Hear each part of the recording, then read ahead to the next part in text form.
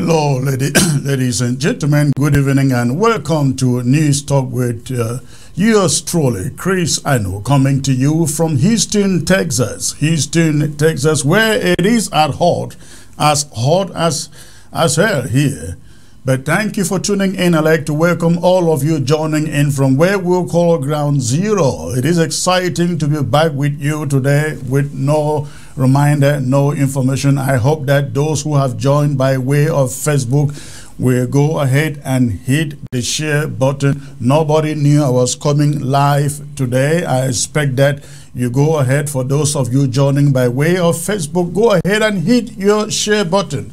I am so excited with what I bring to you today. You know, every moment I am here, I come with exhilarating information, educative information, and of course something entertaining too. You know, television is all about entertainment. If it doesn't entertain you, there is no reason for you to sit there and watch it.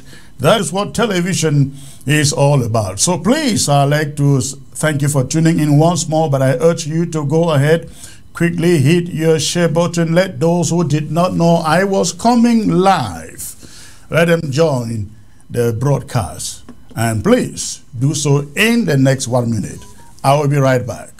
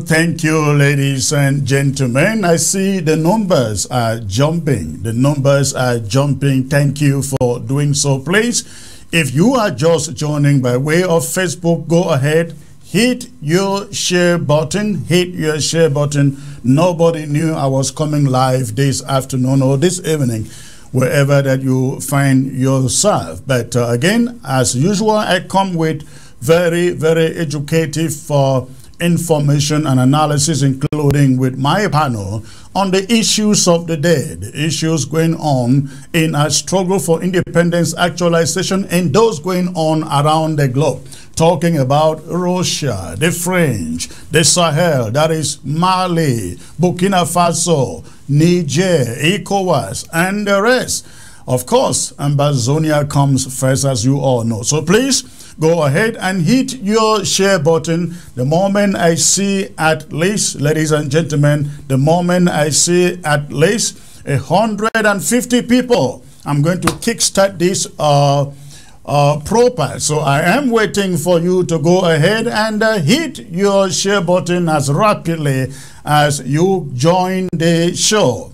I'm looking forward to at least, again, 150 people right now, close to 100.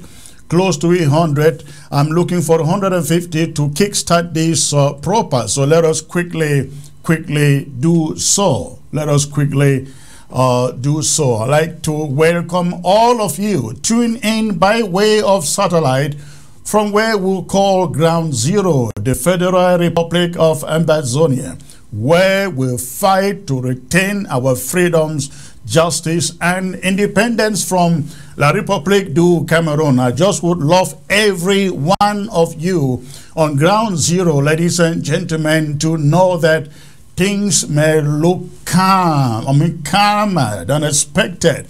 But I want you to know that, again, we are in an existential war, And war that is meant to grab freedom and independence doesn't end just the way that many people think. And do not get discouraged at all. Not at all. We are on the right path. We are on the right path of this war. And the only thing, the only way that a people can say they have won, they have declared victory, is when we'll see their flags flying all over Amazonia, especially in their schools, in their mayors and DOs offices. But until then, we'll say the war rages on. The war rages on. Please, again, thank you for tuning in. Go ahead, hit your share button. I am waiting for a particular number to go ahead with this broadcast. So please, let us quickly do so. If you are joining, hit your share button. Send a link to your WhatsApp groups. Send a link to your Facebook groups. Send a link to every page you are associated or affiliated with on the social media, including Instagram and Twitter. Let them know the anchor man is alive, not live. He is alive. Ladies and gentlemen, please, let's do that quickly so that I can bring you this broadcast as soon as I can. Okay. So many things have been happening, especially Ground Zero. I received so many messages from Ground Zero. People are a little worried, a little troubled. Oh, let's go to Russia. Let's go to Mali. Let's go to Burkina Faso. Let's go to Niger and see whether some help can come from there. Nobody on Ground Zero should be worried and have any doubts about what we are trying to do. You never come in the public to discuss your strategy. So please hold your peace. We hear you all. We hear you all. And there are those who are saying, oh, you guys need to unite. You guys need collaboration. You guys need to come together. We hear you all, and I bet you guys know there is nobody following that initiative as yours truly here. So everything that will give us Amazonia, you can trust me that as far as I'm concerned, we will get there, and if it means stretching to get there, we will get there. But we'll do that also very cautiously. We approach everything very, very cautiously. It is not any form of collaboration. It is not any form of unity, because you will collaborate with some people and they think that you are desperate, or they just try to make sure that they bury you and bury the struggle, ladies and gentlemen. So we approach everything very, very cautiously, and these are some of the things that we're going to be discussing tonight in this broadcast. So please, again, I see the numbers are almost there. 30 to go. Hit your share button, please. Hit your share button. 30 to go to 150, and then I come to you.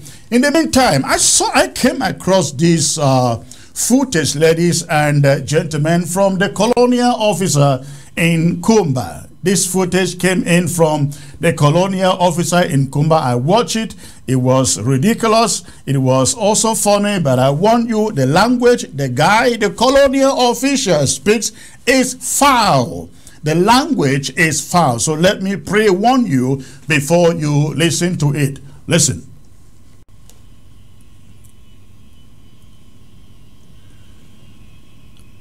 Oh, I guess the audio is not there. Let's see. You know, there is no security without your own support.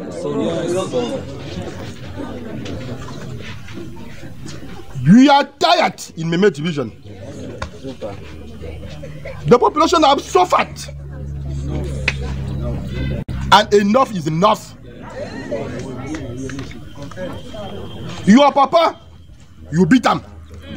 Mommy, you beat him. The wife of your father, you fuck up. You back. I am tired.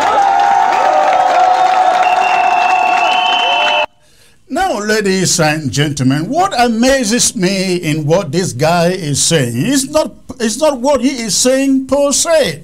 It is the fact that people gather and cheer and applause for him when he uses such foul words, essentially insulting the intelligence of those gathered there. Now, I'd like you to listen to it one more time. Listen to it one more time, please. You know, there is no security without your own support.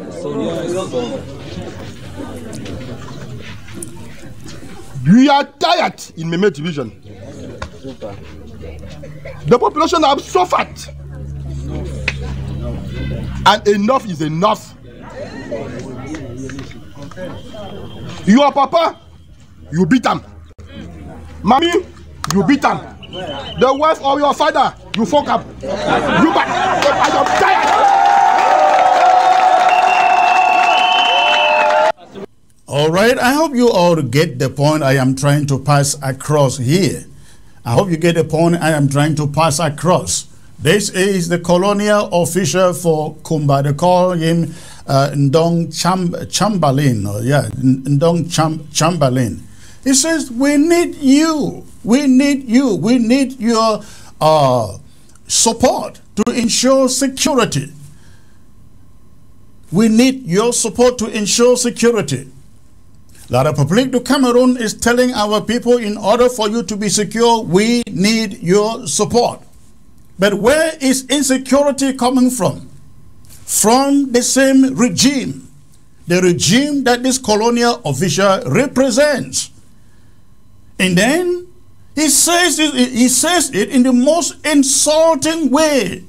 And our people are standing there and applauding, clapping for this guy, ladies and gentlemen. They are applauding for him in spite of the insultive words he uses on them.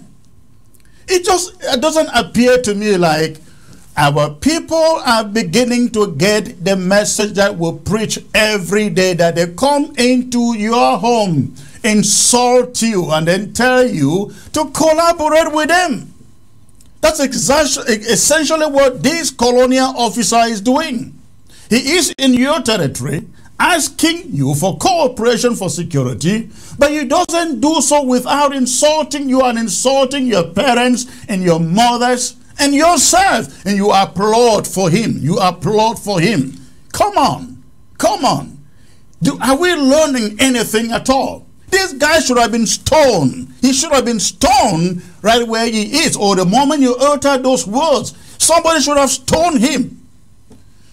All right, I guess we've hit the number I was looking for. Once more, thank you for tuning in, ladies and gentlemen. For those of you joining from Canada, the USA, South America, Europe, thank you for tuning in. And if you are joined in here by way of Roku, thank you for joining us by Roku. I'd like everybody to know that ABS is on Roku. If you are in Europe, in Canada, US, anywhere in the world, I believe, where there is a high-speed internet and where you can download Roku on your television set, or you have the Roku application on your television set, you can watch us 24/7.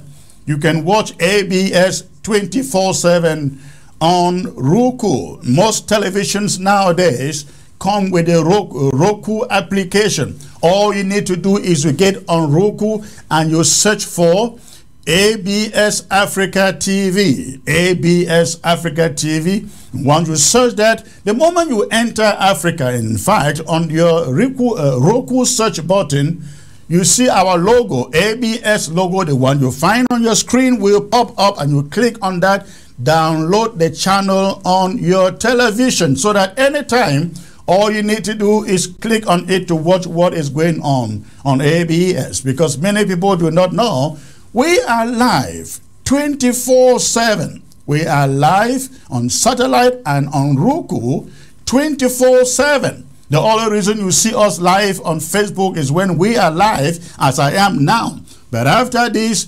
ABS is running on satellite in Africa and in all of Europe and America, Canada, on Roku television. Okay, I hope you get that. And also, please do not forget that ABS has a YouTube channel too. After the broadcast, this broadcast will be uploaded onto ABS. Every one of our shows, onto YouTube. Every one of our shows are uploaded to YouTube for those who cannot watch live and for those who may not have access to Roku and satellite. But once more, it's a great pleasure to be here with you. I didn't plan to be here tonight, but somehow, because of the events going on around the globe and in our struggle, I choose to come up today. And I am actually hoping that throughout this week, I shall be on today, or live today, live Wednesday and live Friday. I will do everything to show up on these days, Wednesday and Friday. So please, as you join, do me the favor, continue to hit your share button as you join. I am going to discuss a number of things with you here today, ladies and gentlemen. We're going to talk about what happened on August 9 in Victoria, Centenary Stadium. The statement from the colonial governor in Boya and the La République du Cameroon Senator Mbella Moki, some very insensitive statements which came from their mouths. We're going to discuss that. You have heard about a certain conference being organized in Canada. Who is organizing the conference? You have not been told. I have come today to tell you who is behind that conference and why this interim government shall not be participating in that conference. We'll also tell you what is wrong with the conference. And besides that, we're going to be talking about the events in the Sahel and ECOWAS. ECOWAS came out promising to invade Niger after the coup d'etat, but after a meeting last Thursday, they came out saying, oh no, we're going to approach this situation diplomatically. And so they tactically withdraw their military intervention in Niger. But other things are happening. Russia is sending a fighter jet to South Africa. What are they up to? What are they planning to do? All these things, ladies and gentlemen, all these things, they are coming up in these broadcasts. Please give me one more minute and I will be right back. Don't touch your remote. I will be right back.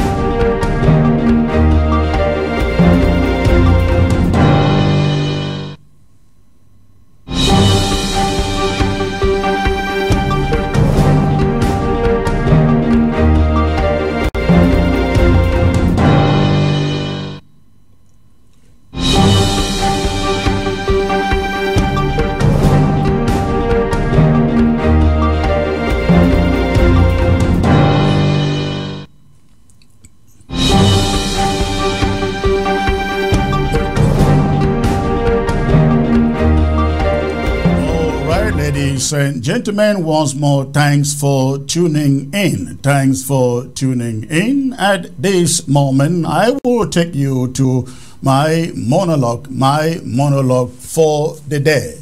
And it is on the subject of the inability of La République du Cameroon Senator to speak truth to power. And I title it demanding accountability demanding accountability.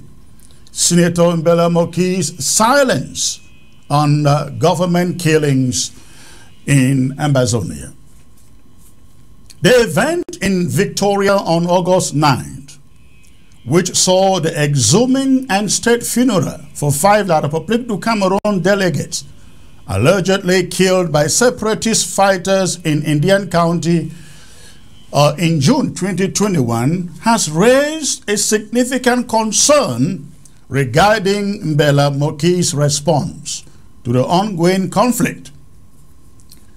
At the ceremony at the Centenary Stadium in Victoria, Colonial Governor Okalia Bilai pointed to the corpses, mockingly referred to them as trophies for separatist fighters. This can be understandable considering that he hails from La République du Cameroon and cares less about the circumstances under which the delegates met their demise.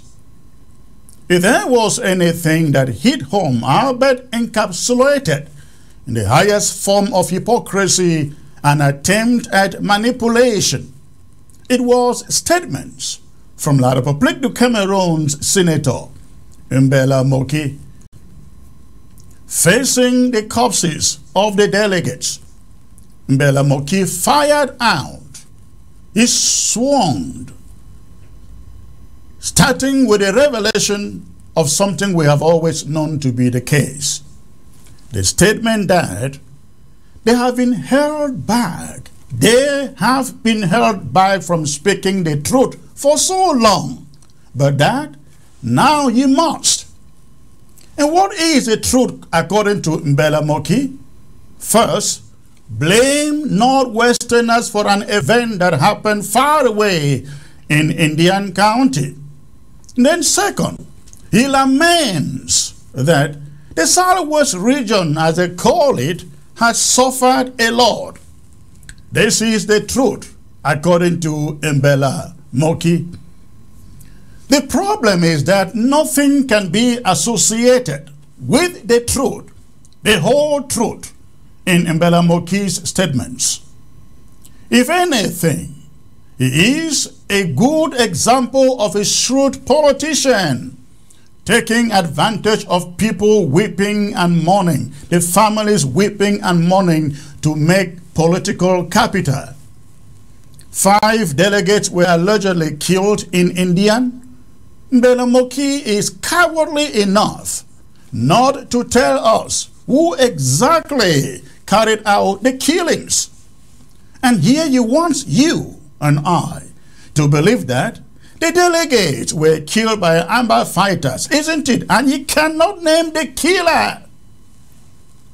Mbella Moki is quick to lament and resort to the blame game over 5 corpses. But he said nothing, zero. For over the 6 years, Cameroon soldiers committed pogroms and genocidal killings in Amazonia. And he wants you to believe that he cares? Mbella Moki is a whim for La République du Cameroon, playing their well-known card of divide, rule, and conquer by choosing to blame people far away in Bamenda for what happened in his backyard in Indian County. For close to 7 years of this conflict, thousands of innocent civilians have tragically lost their lives due to the actions of the Cameroonian government and its soldiers. 30 were killed in Bali, over 20 in Pinyin, 11 killed in Mpondo, 7 killed in the classroom in Kumba, and we have found mass graves in Boya. You can name the rest. Despite this appalling loss of life, isn't it deeply troubling that Mbella Moki has not once publicly condemned these actions? I think that it is a matter of great importance that we understand why Mbella Moki has chosen to stand with the regime, seemingly against the very people he was choosing to represent. And I use the word chosen deliberately. The role of a senator is to be a voice to the people, ensuring their interests are protected and their rights upheld. However, Mbella's selective outrage over the unfortunate deaths of 5 individuals in India raises serious questions about his commitment to justice and human rights, and his ability to speak truth to power, or speak the truth at all. Why is it that Mbella Moki has not used his position, his platform, to advocate for the innocent civilians who have fallen victim to his government's actions? Are the lives and families of these individuals deemed less valuable than those affected in India? Of course not. Absolutely not.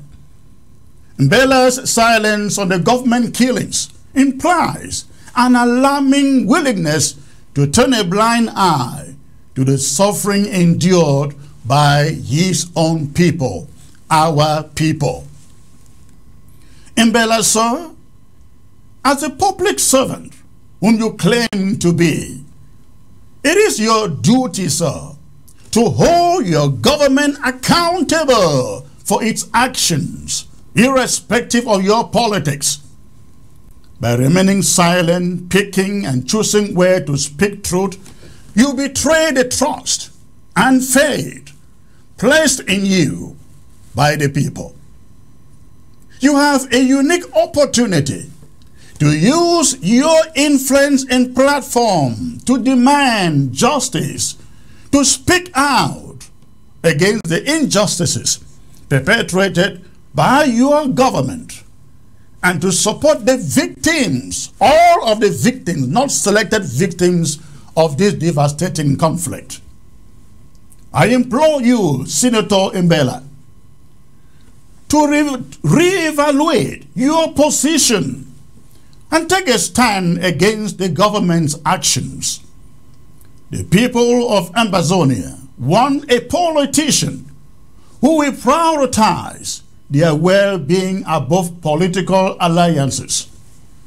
It is crucial that you actively condemn all acts of violence, and I mean all, regardless of the perpetrators.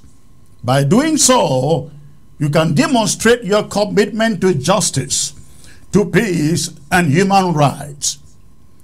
The citizens of Amazonia are looking to you to support their cause during these challenging times. It is imperative, sir, that you advocate for their rights, not just for the rights of the dead, but for their rights and interests. The lives lost and the suffering endured by innocent civilians demand nothing less than your unwavering commitment to justice.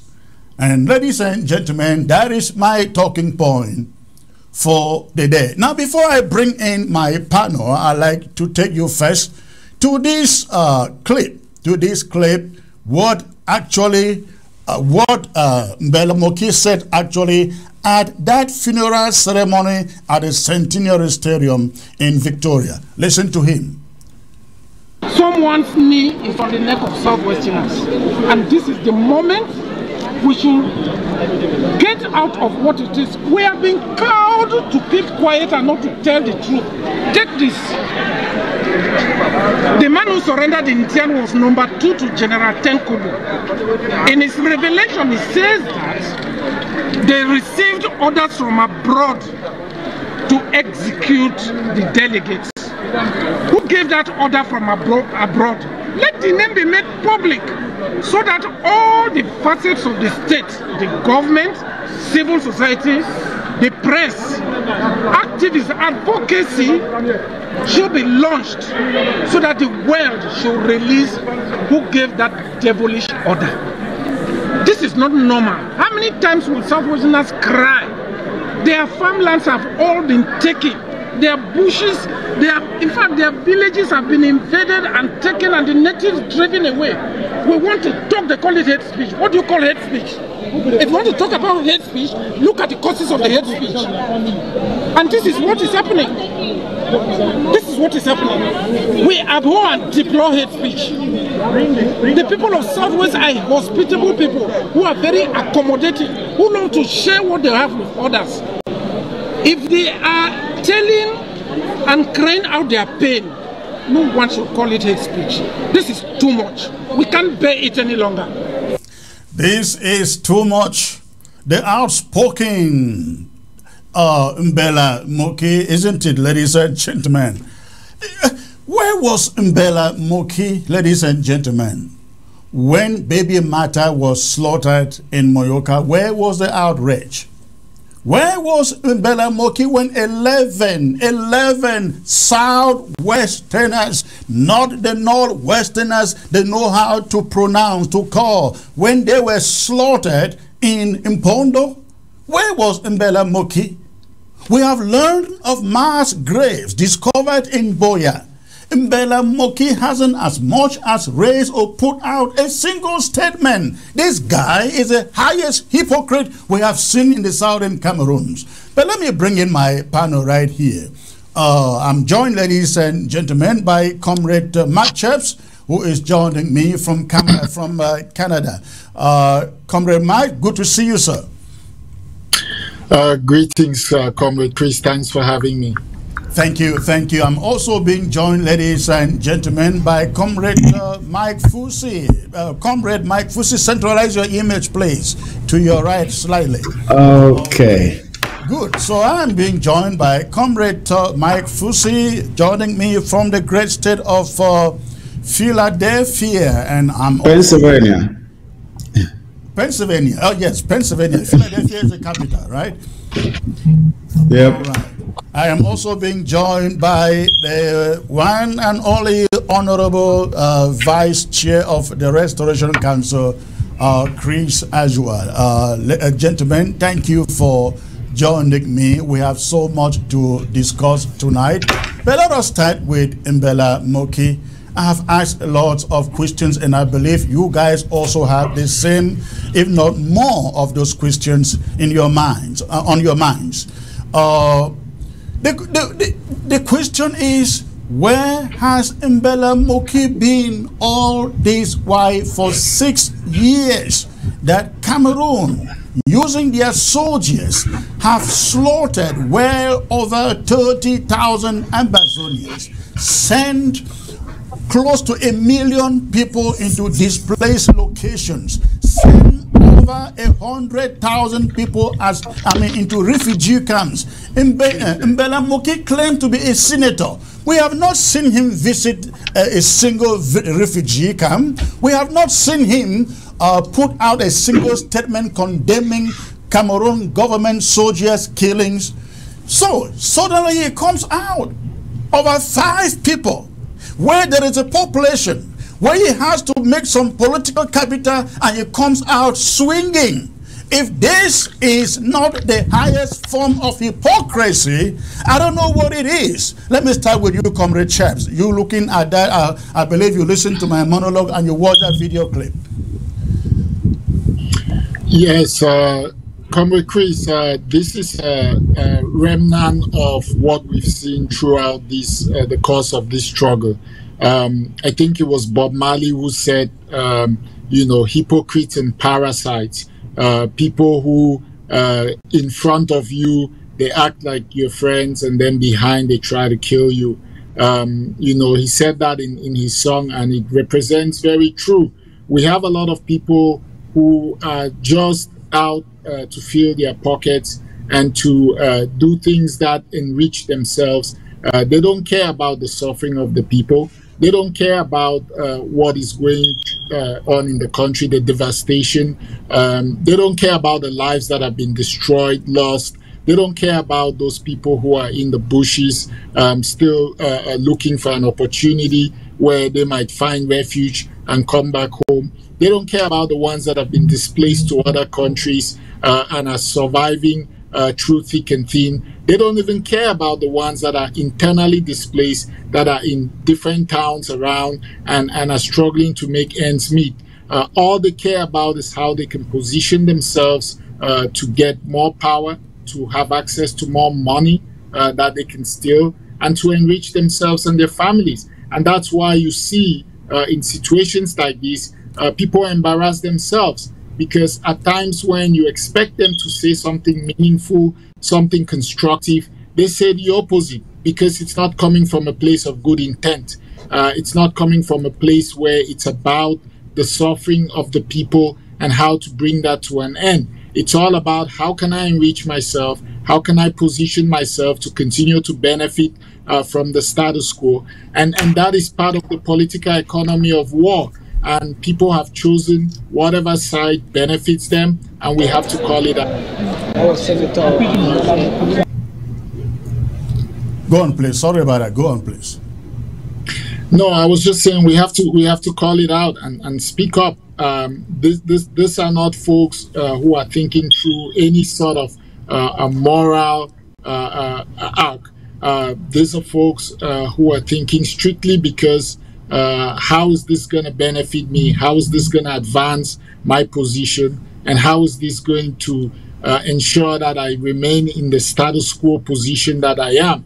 It's not about Baby Martha. It's not about Sam Sawyer. It's not about Mami Api. It's not about all of the, almost 800,000 children who are not able to go to school and who have not been able to do so over the last 6 years. It's not about all of our fallen heroes, those who have lost their lives to this struggle. It's all about them and their families. And that is a huge obstacle in this fight for freedom. It is actually what it is, what you have described. Let me get to Comrade Ajua, the Vice Chair of the Restoration Council, to give us his take on what he has seen and heard from this La République du Cameroon politician who wants us to believe he is fighting for Ambazonia, he is fighting for the underprivileged. Chris, please go on. Yes, thank you, Comrade Chris, for this opportunity. First, I would like to thank all our viewers around the world, especially those on Ground Zero. The hypocrisy is really alarming. First of all, they are not even asking questions like, how did this... They are not even asking questions such as, how did this a problem or crisis? They don't even remember how our people were being slaughtered from. We're hearing you. So sorry about that. I was getting coming in that I needed to disconnect from. So the problem that we have, if you want to look back a little bit, let me just touch a few points. If you want to look a little back, we never had any problem when French Cameroon were problems with whom they call terrorists, who many of them were actually freedom fighters, and they had incursions into our territory, from the I believe part of littoral and even the western province into our part of the country. I'm talking about places like Bangam and Tombel, and they killed our people. They killed our people there. So what some of the stuff that they are doing right now, they are simply copying this attitude from the French policy of total destruction, regardless of what, as far as they have to protect, so to speak, their so-called interests. They don't care about life at all. They do not care. They will kill and slaughter and continue to kill just to maintain their so-called interests and to grab whatever they want. Another point that I want to mention before I come to Mbella Moki, Comrade Chris, is this: if you listen to that La République official in Kumba, who was using very, very foul language, you ask yourself, Where are these people trained? Where are these people trained? Look at their institutions, whether it's a NAM, it's a RIC, anything that has to do with training of officers. You ask yourself, is that a kind of language that an officer, an official of the government, somebody in that position, should use that kind of foul language, regardless of whatever he's talking about? It doesn't even make sense. And as you said, if the crowd even cheers, they rather than booing him, they were cheering. They were cheering about what he was saying. Now about Mbella Moki, if he wants to be fair, he wants to speak truth. That is what he thinks he is doing. How many times has he gone to their Senate and brought up the issue on the about the problem between the former British Southern Cameroons, Ambazonia, and French Cameroon? Let us solve this problem once and for all. Have the guts to bring it up. Not even once. Not even once. He has never done that. And another point, as long as every life is valuable. Every life is valuable. But because he is a divider, because he is taking the sides of the people that want to divide and conquer, certain truths are very, very clear that he would not mention. I hate to delve into this issue of this their divide and conquer thing. That's essentially what they are doing to us. Even when we discuss some of this stuff and want to talk about certain things that we don't want to talk about, is their indirect way of bringing us, letting us delve into these issues so that we divide ourselves more and more. You see what is. I hate to see even any Ambazonian. It doesn't matter whether they are from the northern zone or the southern zone, suffering because of this war. Whether they are being killed, whether they are IDPs, whether they are refugees, or they are prisoners of conscience. I hate to see any of them suffer. But you can even see, because of that again, this divide and conquer. If you want to look at even the people that are being killed relatively in numbers. Again, this is a very unfortunate topic to talk about. But even La République, they are being very selective in the way they mete out their punishment on people of the Southern Cameroons. You go to the prisons and you look at their prisons proportionately by population and just by proportion, northern zone and southern zone. Who are the majority in the prisons? Who are the majority as far as prisoners of conscience are concerned? Who are they? Who are the people that are being killed the more when it comes to attacking all over the place and killing?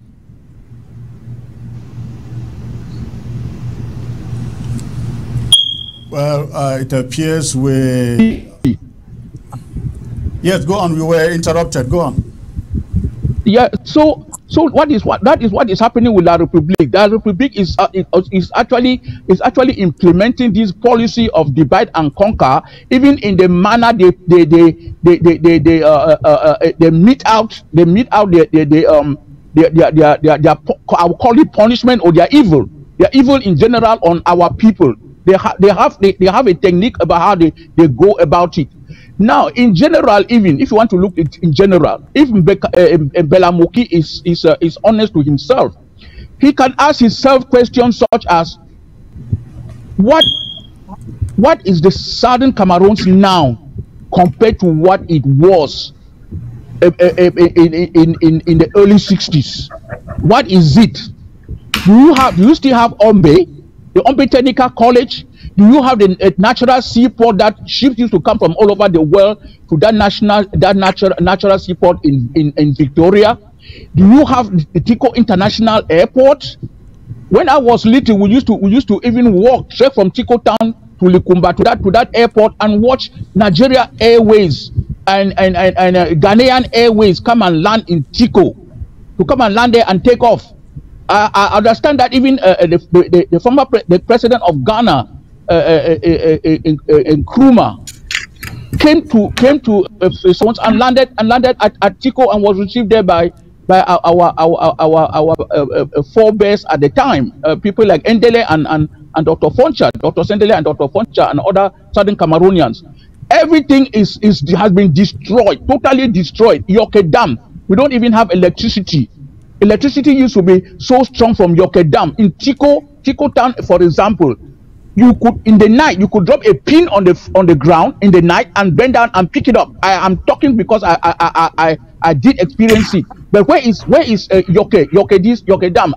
These are just some of the few examples that I am mentioning that this man will never open his mouth and talk about.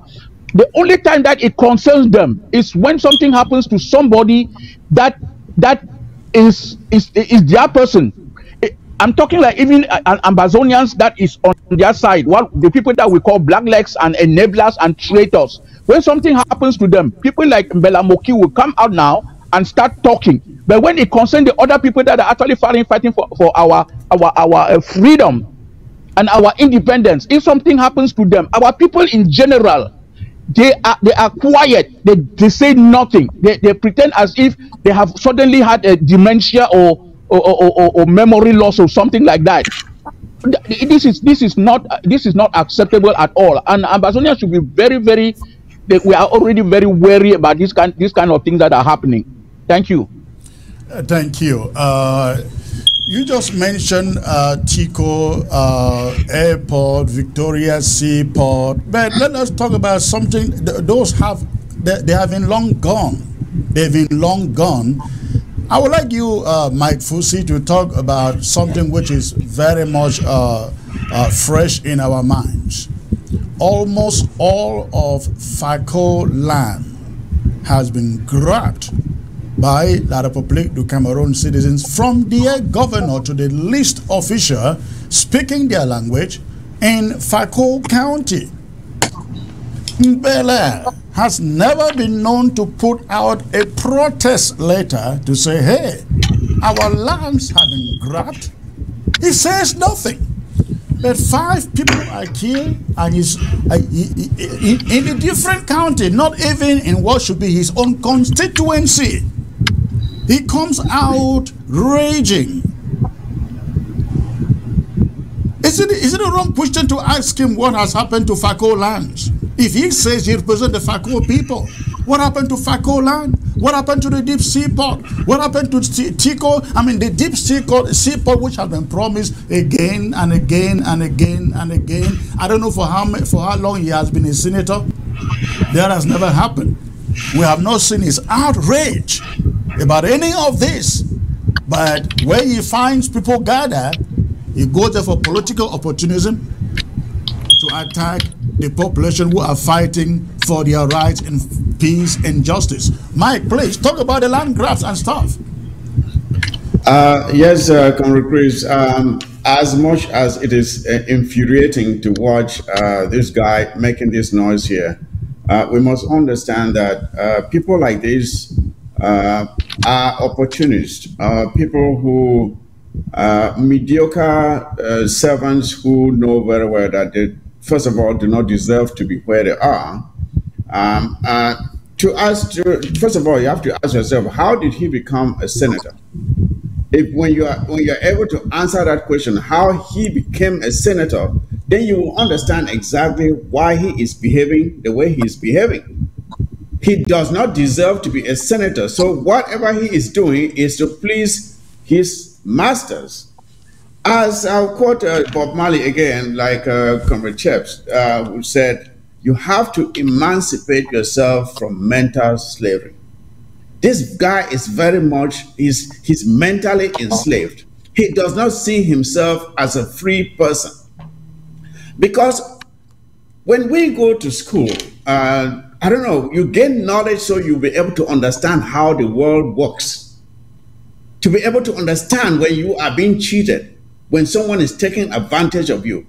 But when someone who calls himself a senator comes out and displays this blatant ignorance of the reality and pretending to weep for something that compared to other acts that have occurred in that very territory, within that very region, where he said nothing. He said nothing. You are talking about lands. First of all, let's talk about the killings. Not long ago, we saw Moja, who killed 2 innocent students in broad daylight, displayed their bodies on the street, and committed acts of sacrilege on those dead bodies. We did not hear Mbella Moki come out to make a statement about it. We did not see any religious leader come out to say anything about it. He's talking about, you are talking about lands. What about the corporations that are found in Fako? Who controls Sonara? Who controls the CDC? Whatever happened to the deep sea port that Paul Biya has promised so many times? John Gov't, his own very brother, has been in that region several times to promise that, my papa don't tell me I can't talk, say it will build deep sea port. Did that ever happen? Was that the fault of some body from the northern zone or wherever they want to call it? And by the way, how has the killing of some delegates in Dian got to do with some people who are living far away from there? Was it done by people from far away? These people always want to use this as an excuse to get away from the reality of what they are facing, which is the fact that, as you rightly said, their land has been taken over by a lot of people to Cameroon citizens. They don't have the courage to confront that. So in order to pretend to their people, their constituents, that they are doing something, they have to come out and shed these crocodile tears that have no relevance to the reality on the ground. Things have happened, many things have happened within Fako and Meme that deserved this man who calls himself a senator to come out and make a statement, and he failed to do that. He failed to do that. And there's a saying, I forgot who made the quote, that a slave who fails to fight for his freedom deserves no sympathy. If you are a slave, knowing very well your predicament, and you refuse to fight for your own freedom, you deserve no sympathy from anyone. Nobody needs to. And let me say this. Let me say this on the broader note, because this is what these people have done over and over and over again, and that is how they manage to stay in power. Not that there are any elections, fair elections that will get them out anyway, but that is how they manage to convince a few gullible ones that they are actually doing something for them. They pretend like this. That is the same thing we heard recently, the narration by Archbishop Kia of what happened during their so-called grand debate. That those from the southern zone came in and they said they don't want to hear anything about federation.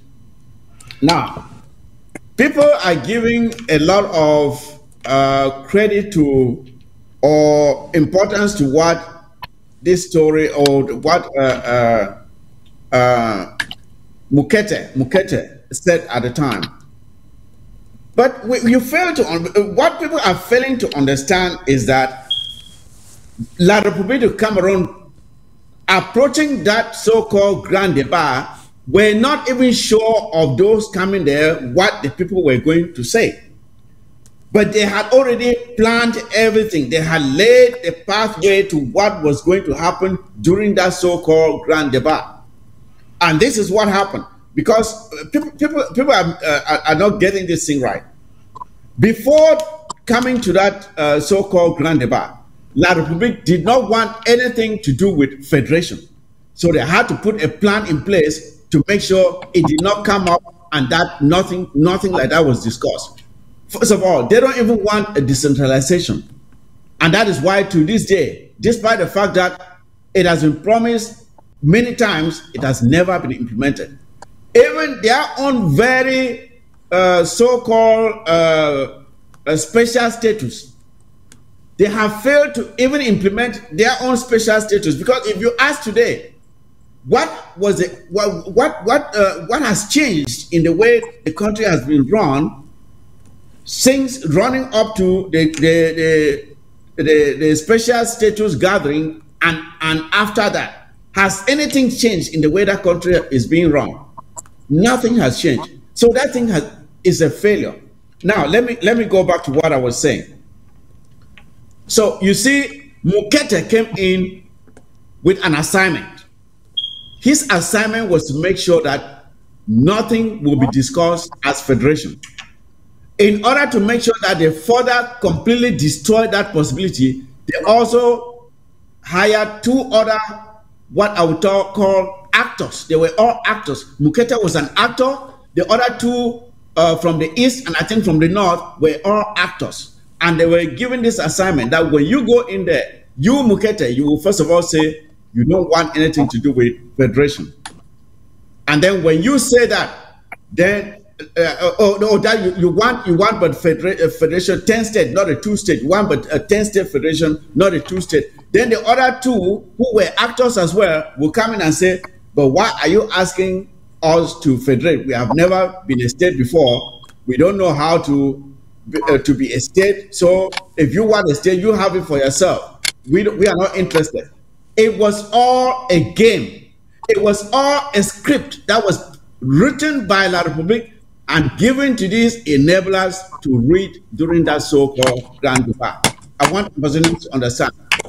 This was not something spontaneous that came out of Moki and the other two actors.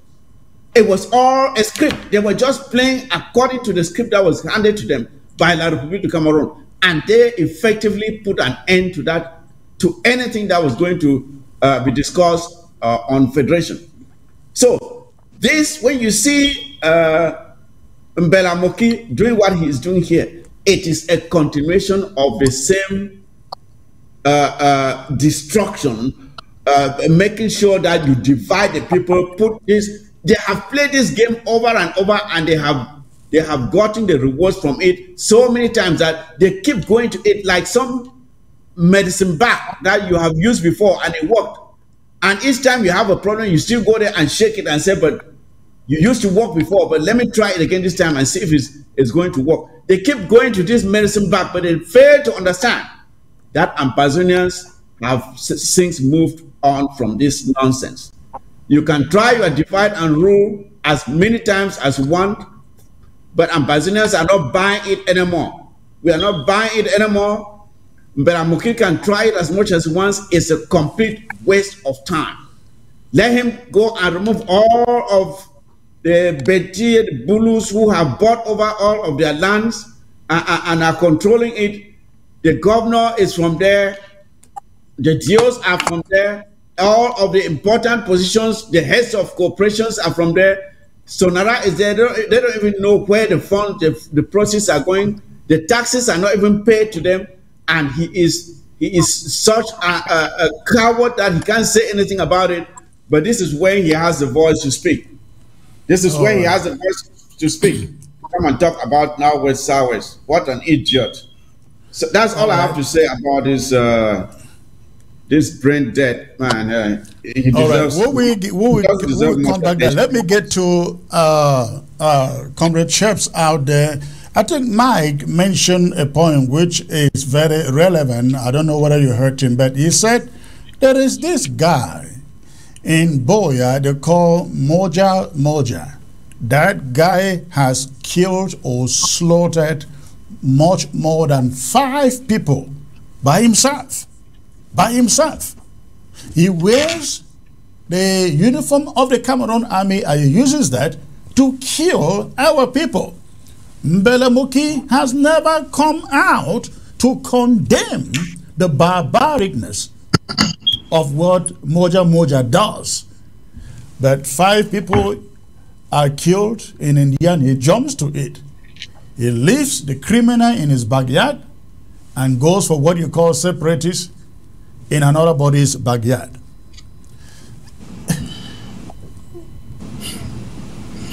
I mean, go on, please. I just love words to describe what this guy is trying to do and who he is. Yeah, Comrade Chris, thank you. And again, that points to what we're talking about. These are folks who have no moral compass at all. And that's why you see the selective, hypocritical what is going to benefit me attitude. You know, the whole point of this outing was because what does he stand to gain? You know, if he criticizes Moja, who's also a criminal in his own right, in the things that he has done, in destroying people's dignity, killing people, harassing women, young men who are just there for education, trying to make ends meet, and just being a pompous prick, really, to the community. That's what Moja is. Trying to seek attention by being what he is not, without the support of or the backing of the institution of the B that he once was a member of. That is where this power is derived from. And if somebody like Mr. Moki would not even speak up on that, but yet he wants to go talk about all these other things that are happening, again, it's just demonstrative of somebody who's not really forthright, doesn't have the moral compass. It's not really about the humanity of the people whose lives were lost, but it's all about how can I position and benefit myself? How can I set myself up to be continuing to benefit from the status quo? And that's what we see, and it's very unfortunate. And these are the kinds of things that we need to call out, and we need to let our people be on alert so that they are not misled or misguided by these kinds of personalities and their manipulations, and that our people stay focused on knowing who really cares about their dignity, who really cares about their humanity, who really cares about the issues that they care about, not just people who speak because it is something that might benefit their own interest. Thank you for that, Mike. We will take a brief break out. I will be right back in 50 seconds.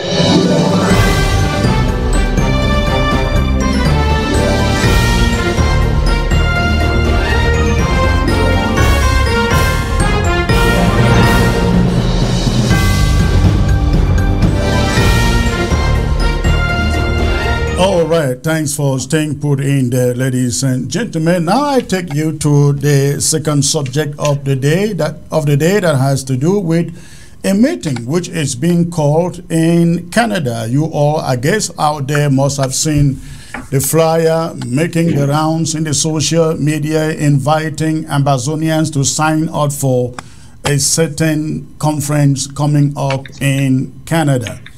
Of course, we here at the interim government are very much aware of that conference, and I come to you to explain to you why we are not going to participate or take part in that conference, and why other groups in Ambazonia are not participating in that conference. Now, I want to believe that many of you have seen, again, the promotion out there in the flyer that looks like what you find on your screen. Southern Cameroon's People's Conference. Southern Cameroon's People Conference, they call it. Now, I've received quite a number of messages from Ground Zero saying, oh, we should all, come together and work together, agree, attend this conference and build something great and build unity out of it. The problem that Ground Zero has is that they find stuff like this on the social media and they are not questioning who is behind it. Who is behind it? Many people do not know, because anything and everything, Ambazonia Conference, Ambazonia Unity, Ambazonia Collaboration, anything goes, because people are actually desperate for anything that brings people together. They say that in everything, the foundation matters a lot. The foundation matters a lot, and we apply that to the case of this conference. Now, I'm sure that some of you have received flyers with about 26 groups listed as the groups which are behind this conference in Canada. Now, I'd like you to know that some of those groups actually exist and are registered in Yaoundé, in La République du Cameroon. That is number one thing that we take note of. Some of the groups, now I didn't say all of the groups, I have said some of the groups that are calling for this conference, they are registered in Yaoundé, and they are by no means interested in a free and independent Ambazonia. Now let us understand this. We are in this battle, we are at war. Not because we want the form of state to change in La République du Cameroon. The form of state is what type of government? Is it a centralized government? Is it a federal government? A confederal government? Whatever that you want to exist within the existing structure. That is not what we have been fighting for 7 years. We are fighting for the restoration of the Southern Cameroons as existed prior to 1961. And so, any groups with the agenda of having a confederated Cameroon or a unity Cameroon or a federal Cameroon, they have missed the target, and there is no way any genuine independentists can sit on any table where federalists and centralists, unionists, have to control the agenda.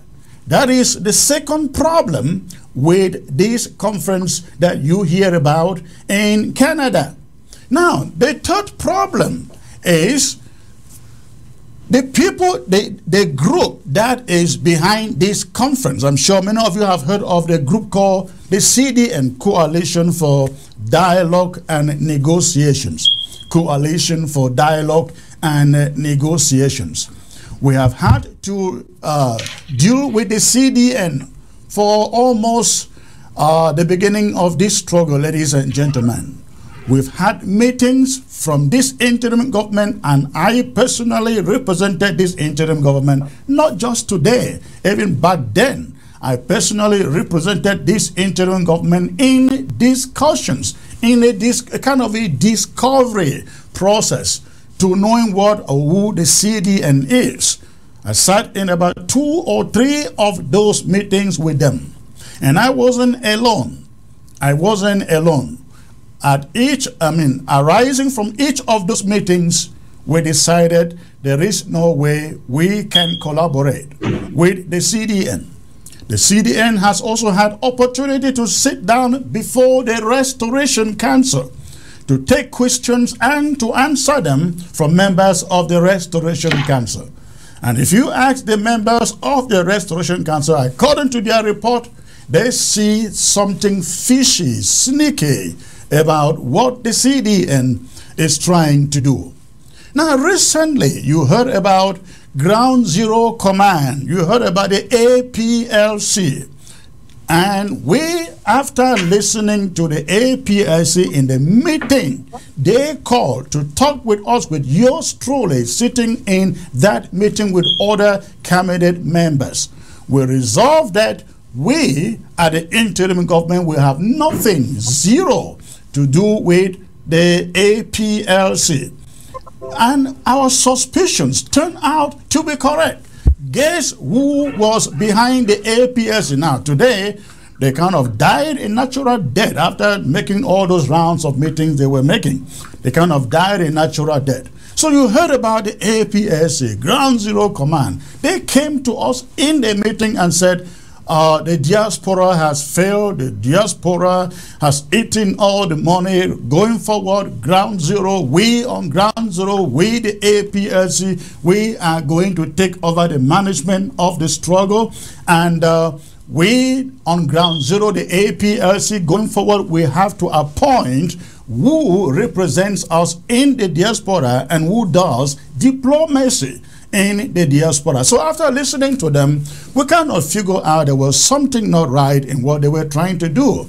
Come to find out, fellow Amazonians, the CDN was the major group behind the APLC.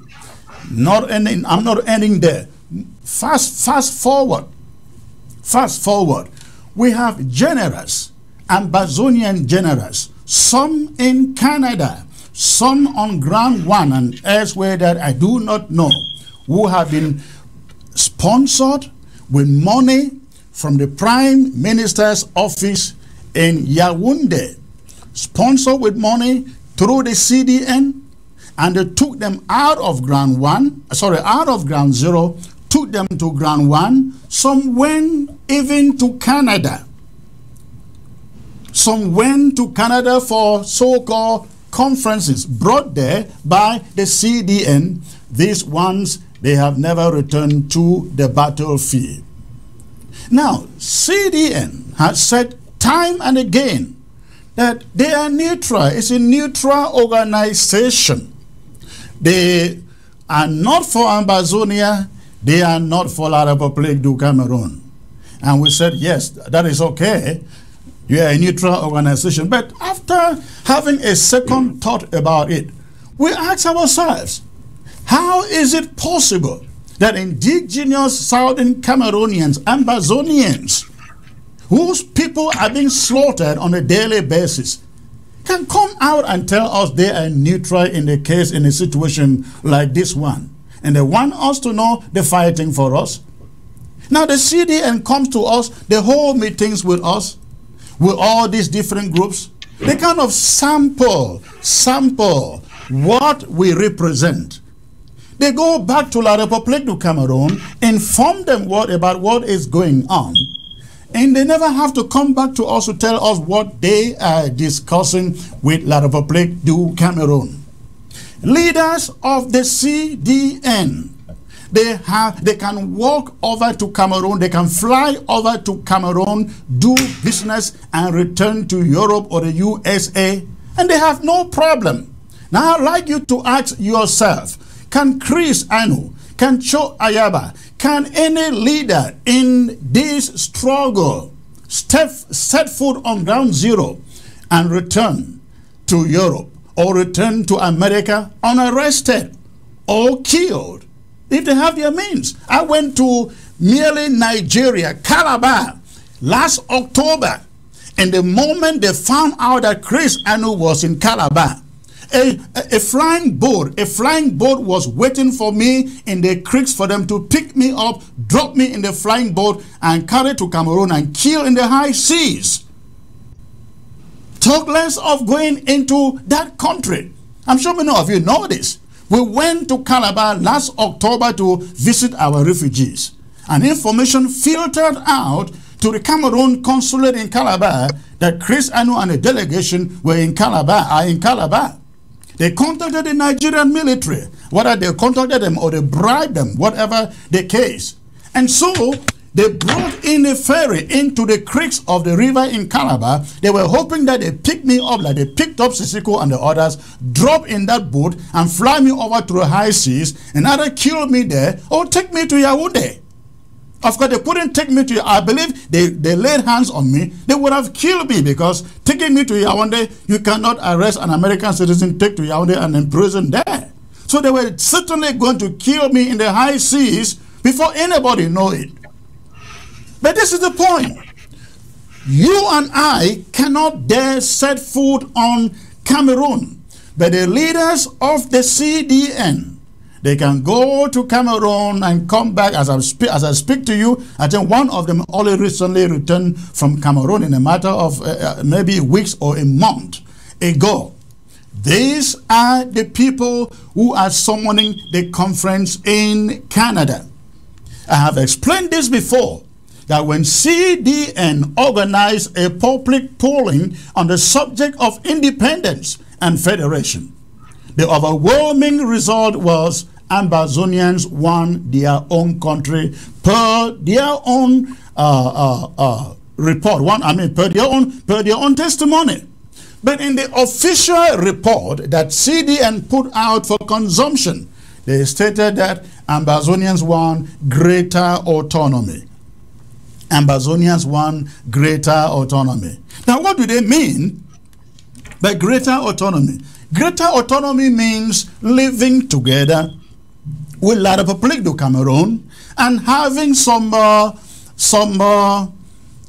privileges, like in special status, like in special status where they give you the House of Chiefs, they give you the regional councils, and then your roads and your airports are allowed to rot out.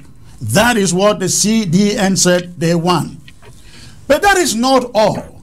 The most important of all is that, ladies and gentlemen, what I perceive in the conference they are calling in Canada, it is meant, being that they work closely with the Prime Minister office.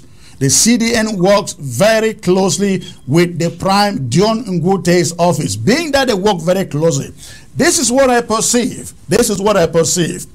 The CDN is out to gather all the groups.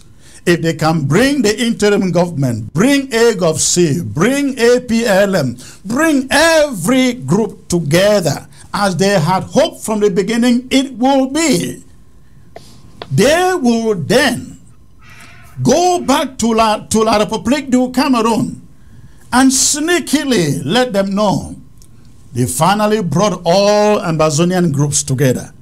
They finally brought all Ambazonian groups together.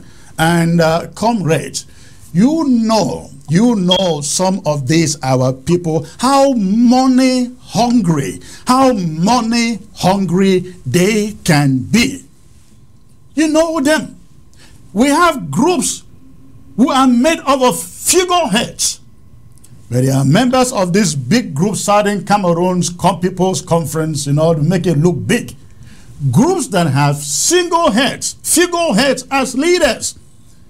Now, you take 20 or 26 groups into a conference where La République du Cameroon is interested. You heard Capo Daniel demanding 500 million francs from Cameroon. And they actually confessed to paying him the 500 million, and they were demanding for the job to be done. You take 500 million to one group. So Cameroon finds out that CDN is able to bring all these groups together. And they send out billions to be shared among those groups. And then they go in there in that conference and say, let us pursue a federation, a federal system, with the influence of Cameroon, of course, input of Cameroon. Because the idea is, go to Canada in this conference, bind together, let Cameroon know you are all agree and standing on one position, and then get back to the Canadians. Let them resume the conference. At that moment, Cameroon will say they are ready to attain the Canadian peace process. Ladies and gentlemen, I hope somebody is getting me. This is what the CDN is trying to do. Get the groups together.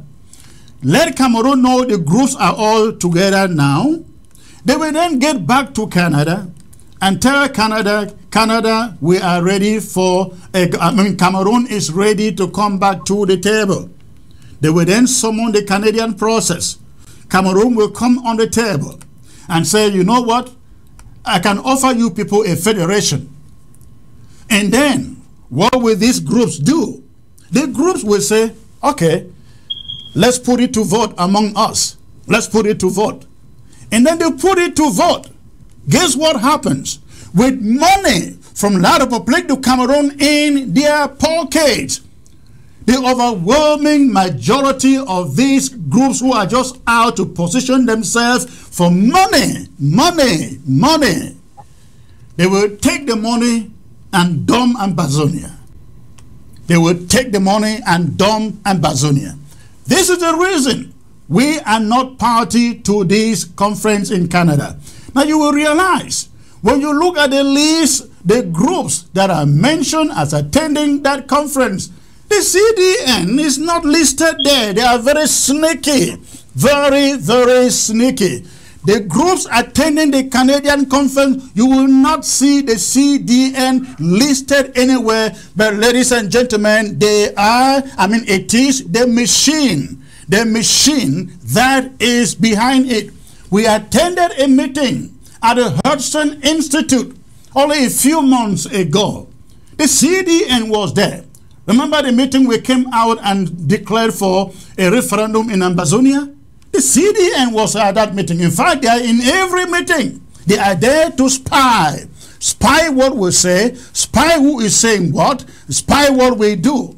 They were there in that meeting. They have placed their legs everywhere around the place in the guise of diplomacy. So they were there at the Hudson Institute meeting. But when it came to signing the final communique that stated that Ambazonians won a referendum to decide their fate, CDN walked out. They told us that they would prefer to be listed as observers. They would prefer to be listed as observers. They didn't want to sign on to the document that says Ambazonians won a referendum for themselves, but they carefully, when that came up, when they came to signing the paper, even though they endorsed the idea in the meeting, ladies and gentlemen, listen to me carefully. The CDN endorsed the idea of a referendum in the meeting at the Hudson Institute. But when it came to signing the document to put it out to the Ambazonian people, they craftily said, they would prefer to be listed as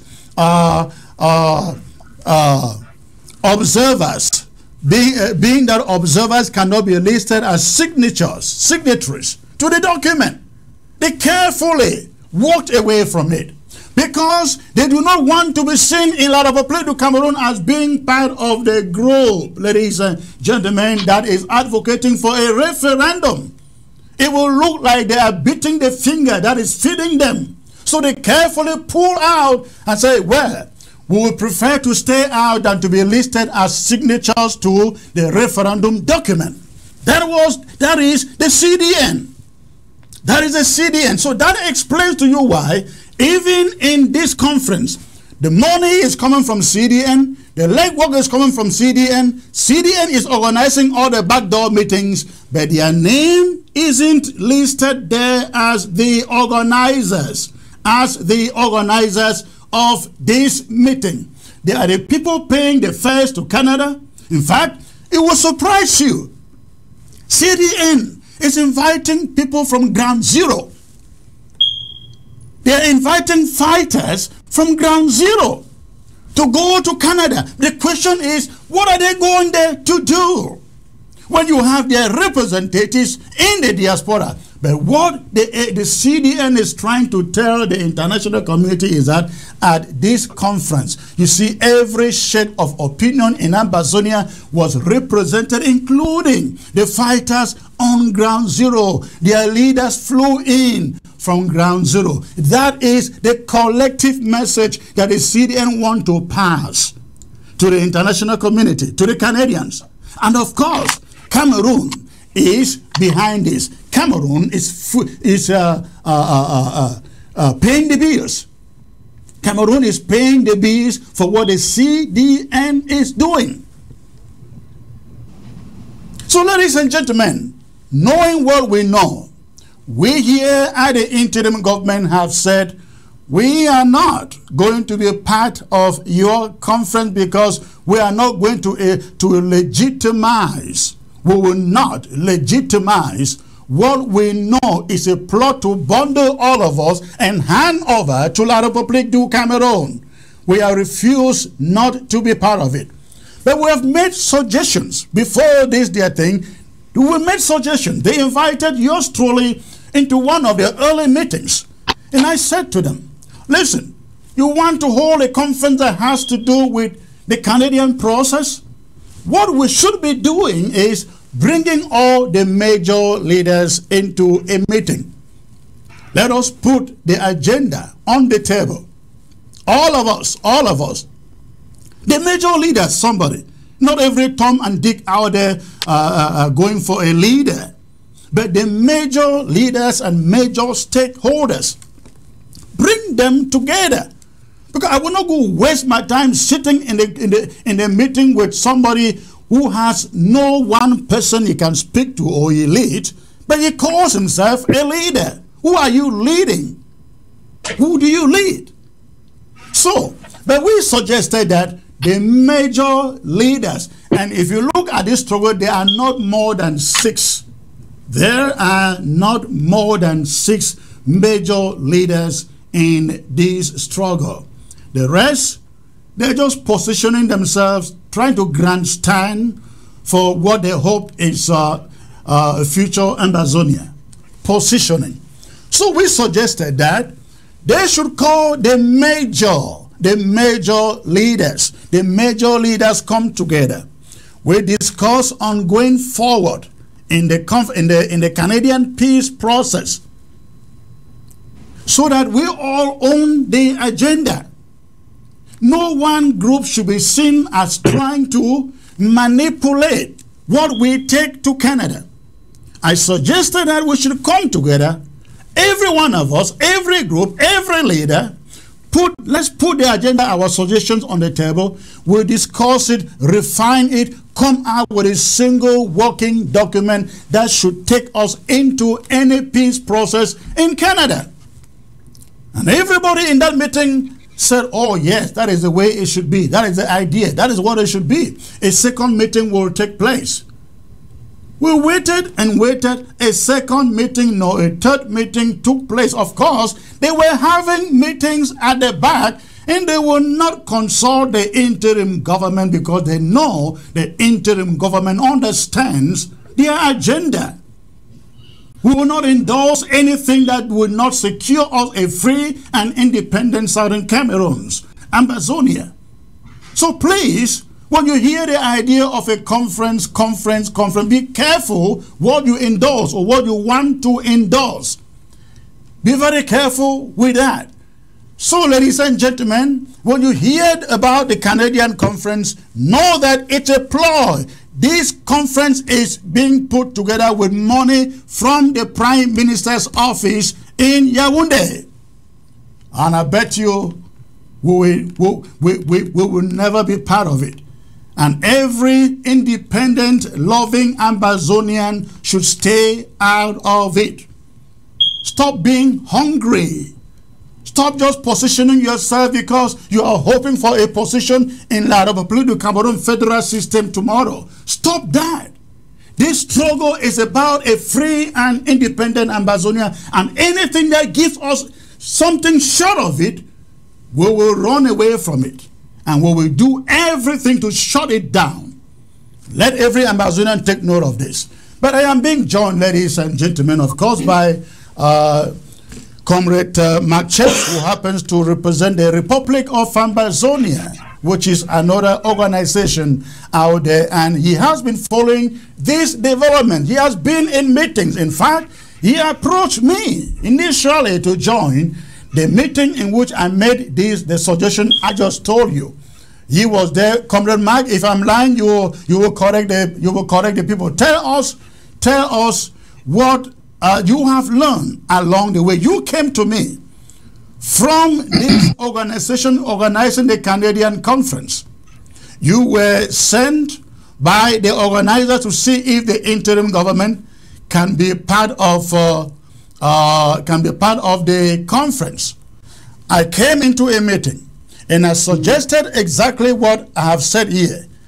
Let's forget about bringing 26 people together. Bring the major groups and the major stakeholders together.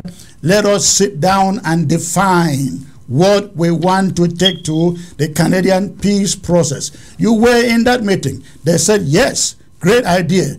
Let's take it to the next meeting. The next meeting and the next meeting and the next meeting, the interim government was never brought back in, and before we knew it, they started pulling apart. I learned that Comrade Ayaba is no longer part of it. Akwanga is not. They all pull out of it. But the CDN is going forward with this conference. Tell us what you know about this conference, sir. Thank you, Comrade Chris. Just right off the bat, can you hear me? Yes. Let me just restate a few things just so that we have the record straight. So I don't represent the ROA, Republic of Ambazonia, because I don't represent ROA. I'm a member of a group called the Republic of Ambazonia Nationals, which is a part of Team Ambazonia. So I often say in these spaces that, I am a member of Team Ambazonia. So hopefully that clarifies it, and the ROA people don't get after me saying I represent them. Number two is that this conference that you've talked about, and you've laid a good foundation for it, the Southern Cameroon's People's Conference. I want Ambazonians to be very careful, to be very cautious, and to be very vigilant, because we are at a point in our struggle where there is a lot of people trying to mislead people. They're trying to misguide people, and they're basically just trying to rob you of the truth with falsity and with niceties that don't actually represent what we represent as restorationists, what we represent as the core of this struggle. So this meeting being called upon, there are two things that I want you to make observations about this meeting. One is that it is being represented as if this meeting has something to do with the Canadian process that happened last year. This meeting has absolutely nothing to do with that Canadian process. So the fact when I mentioned that, it was my connection. I was trying to connect the conference to the Canadian peace process as a way they are trying to bring Cameroon to the table. Go on. No, Comrade Chris, you were in order. I'm going to actually clarify it for our people to understand what I'm saying. All right. You were in order. what I'm not talking about your representation of the conference. I'm talking about the SCPC organizers' representation of the conference. So let me break it down, because Comrade Chris went through a lot. So I have to unpack some of these things, and subsequently in conversations, we will unpack them. Now, here's the first thing I want people to think about. If you go to the SCPC website and you start looking at some of the media and pictures that are there, one of the very key ones you will note is the joint communication that was signed by the Gov't, the IGCare, Team Ambazonia, with respect to the talks, the pre-talks that occurred in Canada. So why would that media be available on the website of the Southern Cameroons People's Conference? They haven't consulted necessarily with Team Ambazonia, who had initially pulled out of the AAC, as it was called back then, when we were hoping to put together a conference like this. Dr. Zakwanga, as you rightly said, of the APLM, are not part of this conference. As you pointed out also, the Gov't is not part of this organizing of this conference. So why take a communique that was about something else and use it as a buffer for this conference? But it's not just a problem of using that communique, because we understand that in our struggle, we've used different medias for different things to promote things and all of that. So I want people to understand that what Comrade Chris and what I and other panelists are discussing here, we're not out to kind of attack somebody or to denigrate somebody. What we are out here to do is to put the facts on the table and make sure that Ambazonians see through the misleading, the misguidance, and the deceit that is out there. So back to this particular media. Why would any group take that media, put it out as a promotion tool for some initiative that they are doing, when they know fully well that some of the signatories of that media are not part of that initiative, or neither have they endorsed that initiative, or primarily were not even consulted about the evolution of this initiative? And that is in fact where people are being misguided and misled to think that the Southern Cameroons People's Conference has a direct link to the pre-talks that happened in Canada, because you are seeing media communications that came out of those pre-talks being used by the organizers. Meanwhile, some, and I would say most of the people who are represented on those media do not support this particular initiative. So that's one, and that's the local part of it. Now let's go to the international side of it. The other fact of this is that any reasonable person who understood what happened in Canada with respect to what was called the pre-talks would understand that as far as Cameroon came out and disclaimed that they did not give any right for Canada to pursue this initiative, and when the Canadian foreign minister came back with a rebuttal, Cameroon has never returned. They've been very silent on it. Now, what does that tell you? That tells you that things remain in flux. You know, things remain as they were, in a standstill, frozen in time, from when Canada announced that this was the purpose of what occurred, and Cameroon came out and said, oh, we didn't support this or didn't authorize this. And the Canadian foreign minister came back and rebutted and said, no, in fact, these are the facts. And Cameroon has never come back. So that means there is a certain state of affairs that is currently frozen in time. You can call it a stalemate or whatsoever with respect to that. So now back to this initiative. Why would you, if you really care about the suffering of our people, if you really want to work towards collaboration, towards this unified common strategy, towards bringing people together to work together towards putting forward a vision for Ambazonia that we've all articulated and we all clamor for, why would you want to put the people who have put themselves out there as the facilitator, mediator, at a position of risk of getting, whether you agree or disagree with that process, that's not what I'm talking about. But why would you want to endanger that process if you think that something good could have come out of that process. And that's exactly what these folks are doing, because Canada has not given them consent to hold this conference in Canada. And in the most cases, people who are resident in the country can get together and put together a conference. There's no problem with that. But the problem is when you know what the stakes are, when you know what the stakes are, that the stakes are this high, and that you've seen the recalcitrance of the Cameroon government with respect to even Canada making a representation that they were given a mandate to do X, Y, Z, and here's what they did. And that report was put out in December of last year. And you saw the recalcitrance of the Cameroon government coming to dismiss it. And then when Canada rebutted them with facts, they stayed quiet. So why on earth would you want to come and put a conference in Canada, which then questions the impartiality, which then questions the a sense of fairness of Canada, if at all they have to play a role as a facilitator or a mediator between the people of Ambazonia and the people of La République du Cameroon? So that is the second question I want us to raise. So but when comrade, let me chip in something. Let me chip in something about that idea of playing the facilitator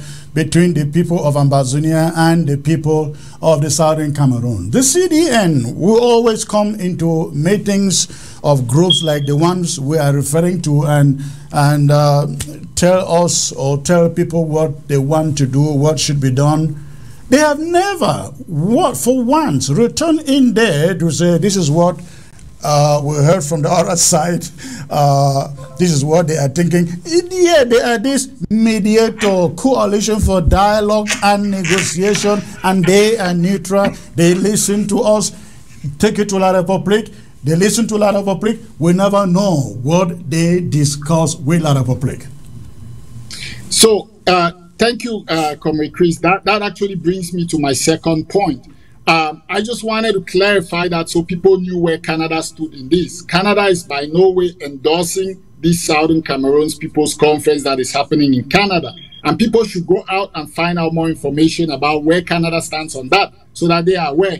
But with respect to the CDN, with what you've said, and I want to break this down for our people to understand. Here's the problem. In conflict management, we have people, we have a problem, and we have a process. Those are the 3 Ps if you want to solve a problem. So in our scenario, we know who the people are.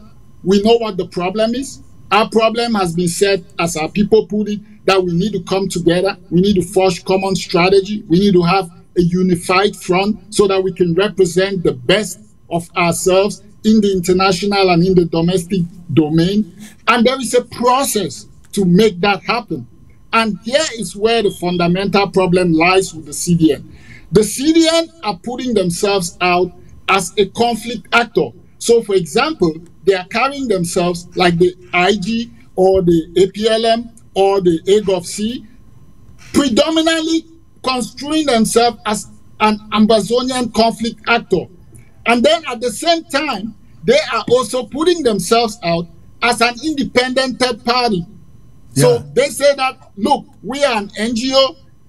We are experienced in technical matters with, related to conflict resolution, so we can come in and we can play a neutral role as a facilitator among the Ambazonian groups. We can also do some things around capacity building and things like that. So they almost equate themselves to other international NGO who have been doing this work. International mediators.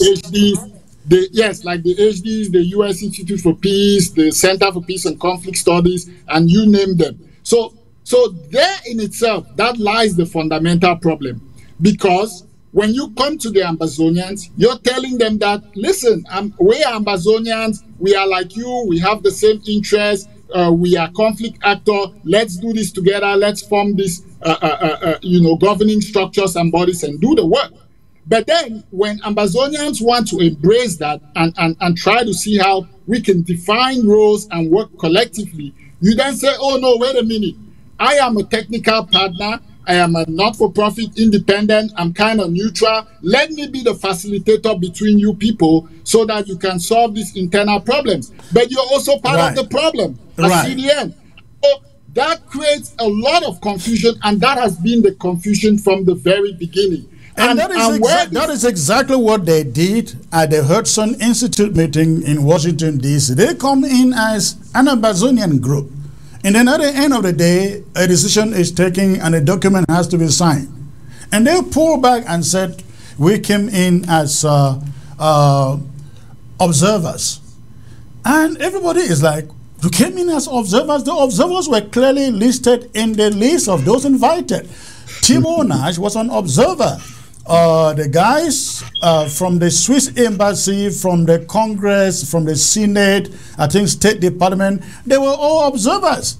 But the CDN wasn't listed as observers. How did it become observers only at the end of the meeting? In fact, it will surprise you to know that when the idea of a referendum was suggested, CDN was the one that picked it up and said, yes, let's run with it. And right at the end of the meeting, it was CDN who said, let's come together, let's form a forum before we leave this place to pursue this idea. I mean, these are revelations many people have not heard.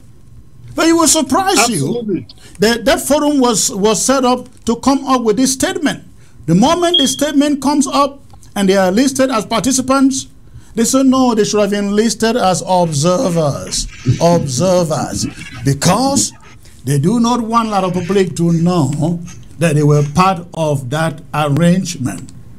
I believe. That's just my opinion. Go on, please. Comrade Chris, let me just throw something in there to elucidate the point that you're making. This is very important for our people to understand. This is not some baseless criticisms that we are raising. Every actor within the Ambazonia sphere, does good. They intend to do good. Some end up not doing good, doing more harm to our people. But for the most part, the majority of groups, even though they have shortcomings, strive, and the intent is to do good for our cause and our people, and that's what they do. And where they make mistakes, we try to rein them in and make sure that people can learn. But here's the fundamental problem. Let's ask this question. Comrade Chris, who are you accountable to as the leader of the interim government? You are accountable to Ambazonians.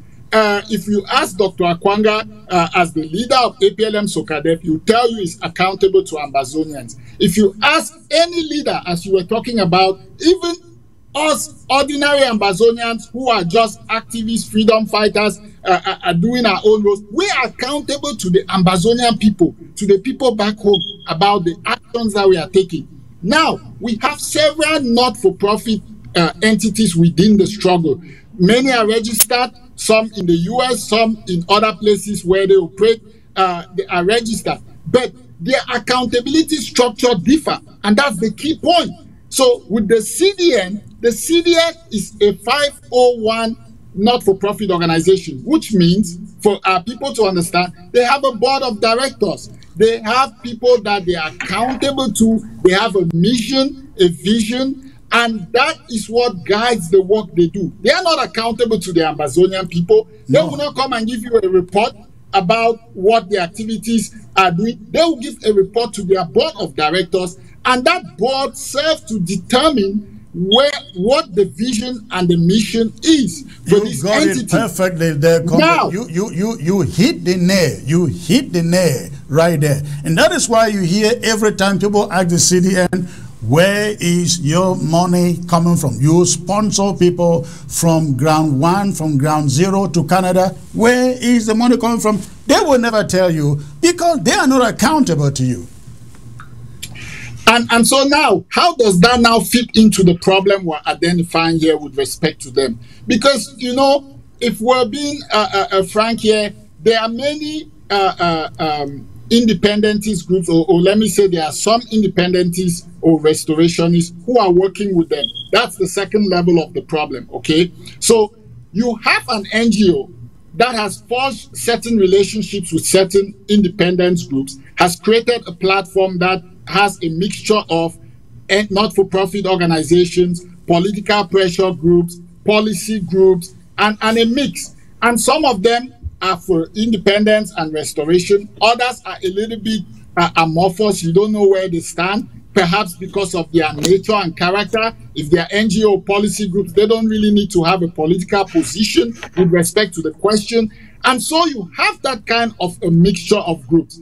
And then you are coming to work with other Amazonian political entities who have expressly stated that they have questions about your existence, your character, and your mission and vision. They have stated that they have issues of transparency with respect to your operations. They have issues of accountability.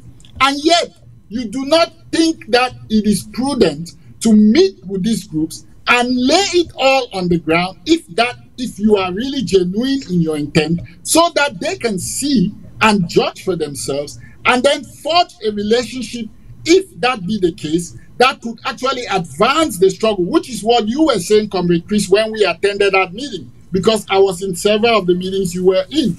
And to that extent, if this was an act where these folks wanted to really contribute in a meaningful way to the building of the way forward, then they would come in the space where we have all set. We would all sit down. We will co-create that agenda. The key word here is co-creation. Correct. We will co-create the agenda. We would say, okay, you, interim government, within this framework, this is the role you will play.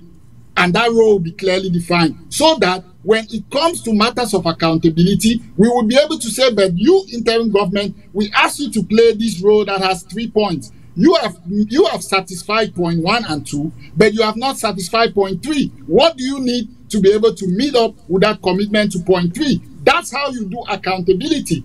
But here's the problem with CDN. What happens is, if we do that kind of sit down and try to do that kind of role allocation and co-creation, the problem becomes that CDN is sitting down with groups that it is worked closely with, and who knows the nature of their relationship with that groups. And yet it is saying to the rest of the Amazonian entities that have distrust and have issues of transparency and accountability with respect to their operation, it is saying, hey, you just wait here. Let me be the impartial arbiter between you and these groups that I'm already working closely with. How can you be an impartial arbiter between among Amazonians when you're already aligned with certain Amazonian entities? How can you be trusted to be that impartial arbiter? So that's the second level of the conundrum that we have to deal with such an entity. And then finally, just to cement this part, the problem is that, again, they are refusing to sit down with people that can actually tell them the truth about how we move forward, if their real intent is about to move forward. Again, that's why you see with the Southern Cameroon's People's Conference, they are sitting in the back and they have had all these people and all these organizations. I don't want to necessarily put the blame on them, but they do share some of the blame, who are now out front being apologists for this entity. They are out front promoting something that they really know and understand in the depth of themselves, that they are not in charge when it comes to what matters with the operations of this. And that demonstrates something very bad about our leadership in the Amazonian struggle. What I've realized, Comrade Chris, is that people don't like to work. People don't like to do the work. And that is why we find some of these things happening. People like to sit and have somebody draft something, write down something and say, hey, yeah, you. And then they just endorse it and they run around and do other things that they think matter. And that is part of the reason why you see groups who say, oh, I don't want to come and sit down. You know, this particular NGO, they are just doing facilitation for us. They are helping us get together and so on and so forth. That is fine. But can we come and sit down and allocate roles and say, here's the role you play?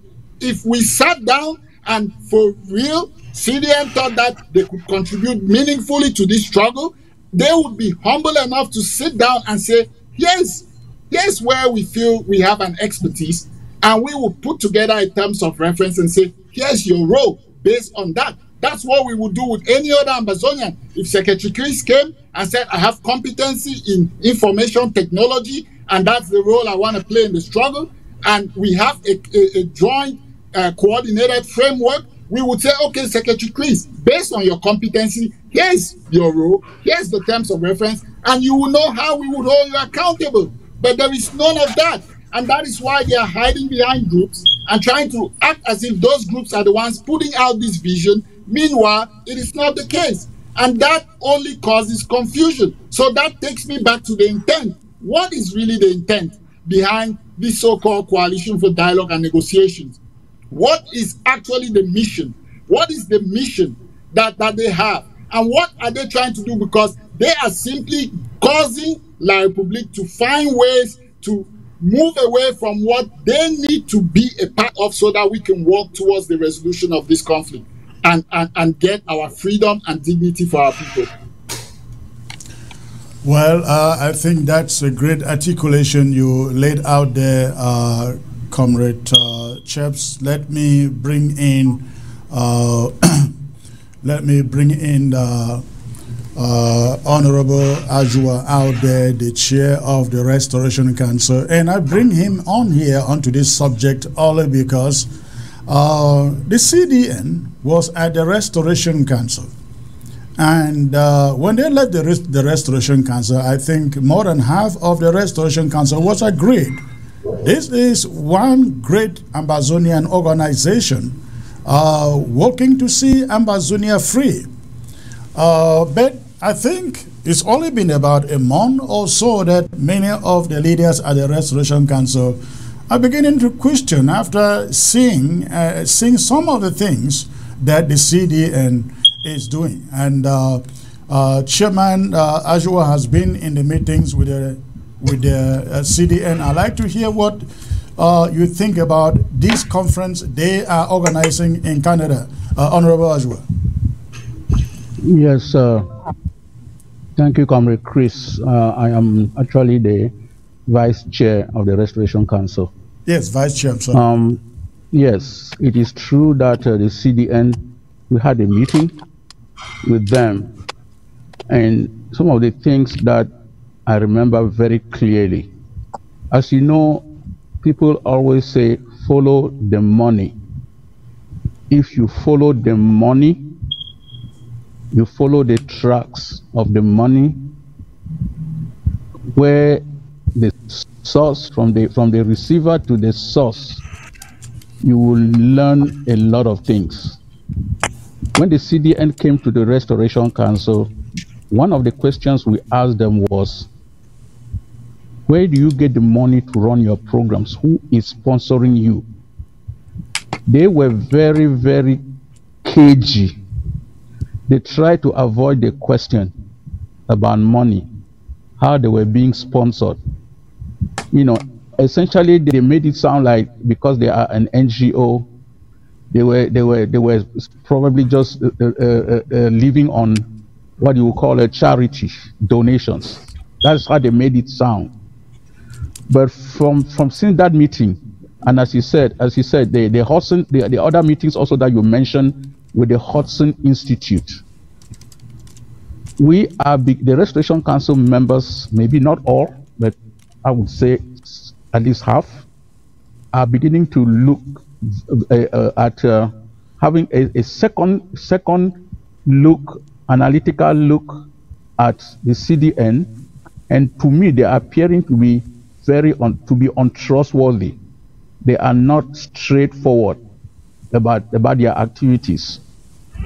So I personally am beginning to think that they are nothing but a front for the French Cameroon government. They are a front for the French Cameroon government. They will not come out to tell you what is going on. Again, because they want to give the impression that they are an NGO, while essentially they are taking information and going to give to French Cameroon.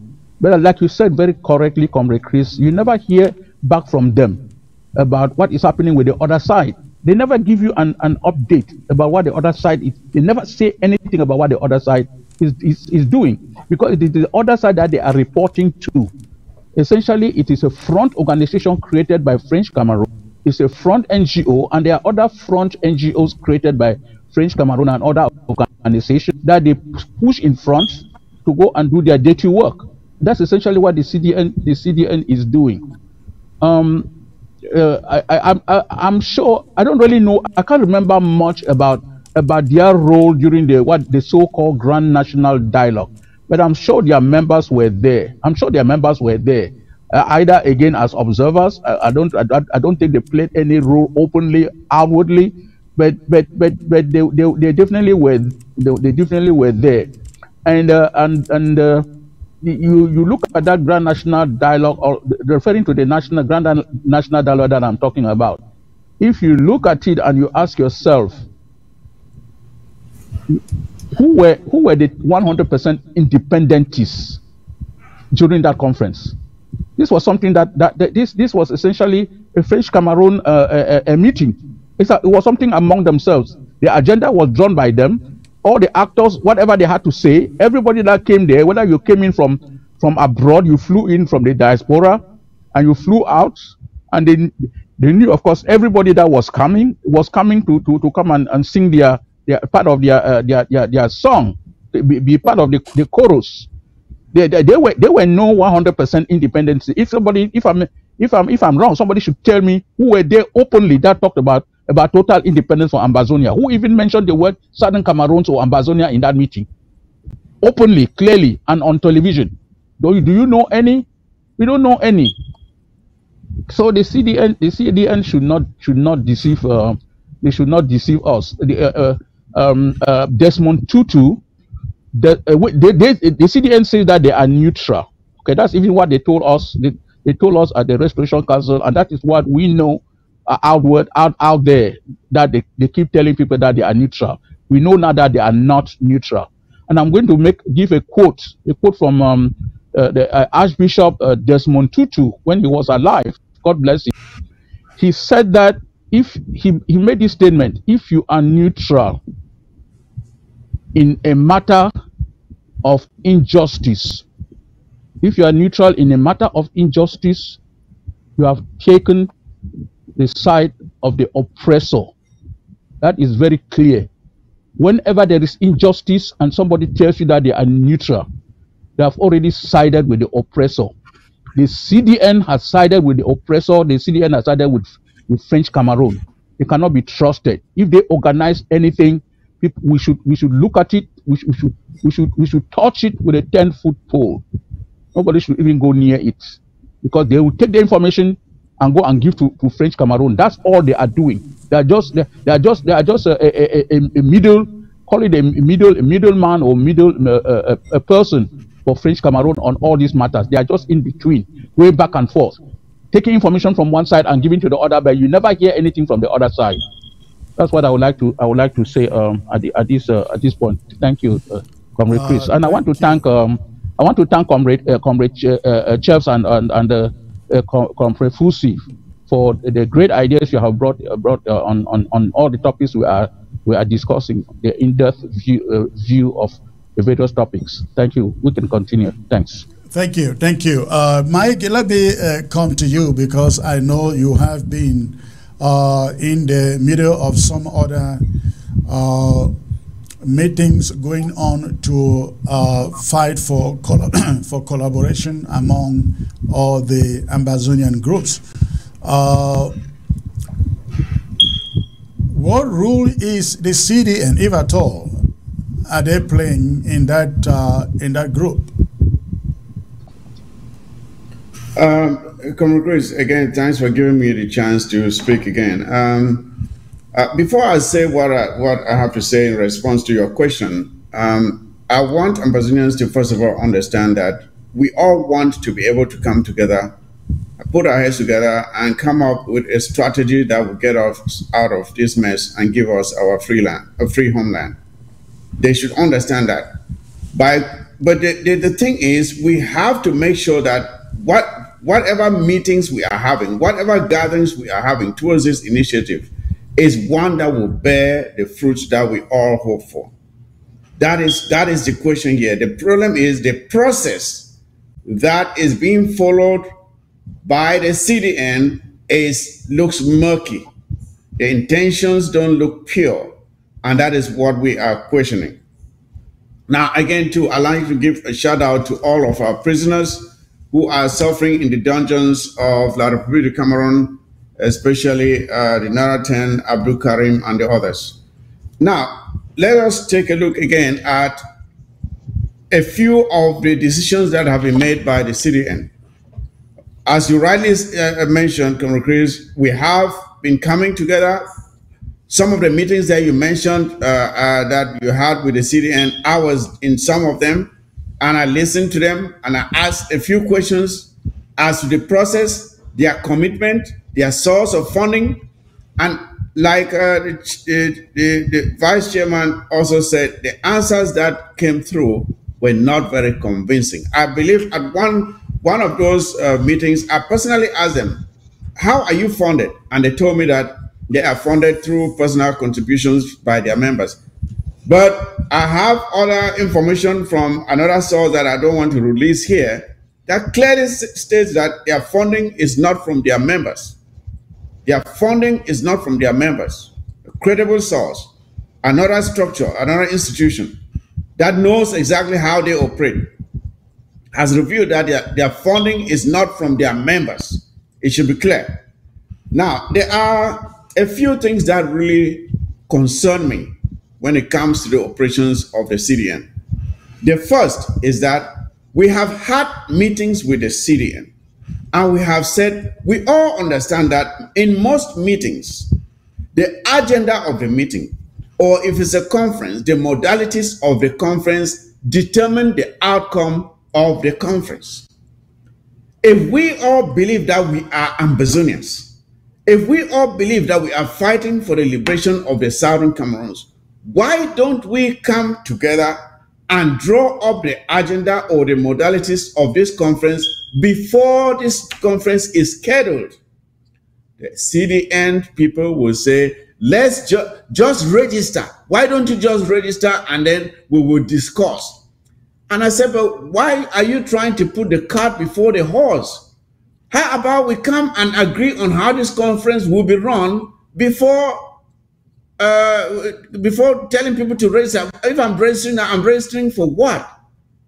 What am I registering for? What will be the outcome of this conference if it is not determined now before the conference is actually held? But they are just rushing ahead, bringing all these, like you rightly said, they said they have 30-something groups, but you go there to look at the groups. There are very few people there of substance. People there, maybe with their family members, they call a group. People who have no influence on the ground, they are called groups, and they're added there. They just want to create a semblance of a coalition when there is actually no coalition there. They have displayed a lot of a lack of sincerity in their intentions, and that has been my concern. As recent as the weekend before last, we had another meeting with them. I would say, why are you really resisting this call to make sure that Ambazonians really come together and are involved in the planning of this conference? Why don't you open the doors? There was you will see members of those who attended that meeting with us. They will say, "Oh, you know, we have a council of leaders, despite the fact that we are trying to facilitate this conference, but there is another council of leaders, and we have to go and consult them whether they will allow for others to come in." And I say, are we really serious here? So for Ambazonians to come together and plan a conference is something that you have to go and ask other people whether that should be allowed. And we say we are planning a conference of all Ambazonians. And it was just, I could not believe what these people were saying. I show that there's something that is being hidden.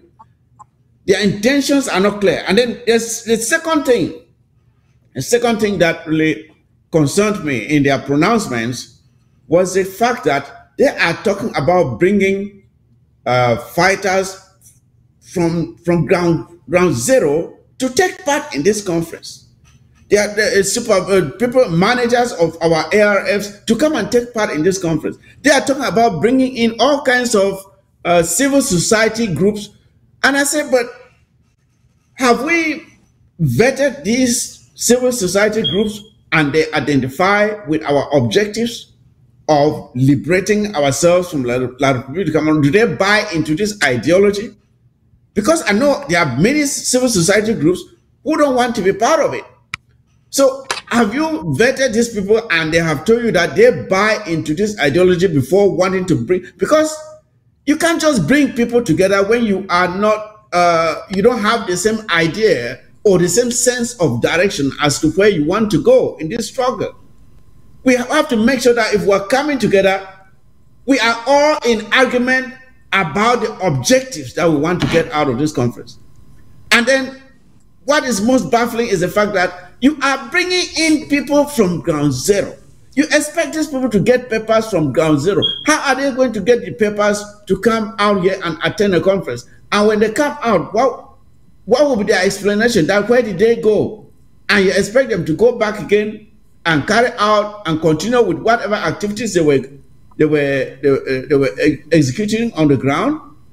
So my concern here is these people, I think they are trying to decommission some of our fighting groups on the ground. They are trying to decommission them.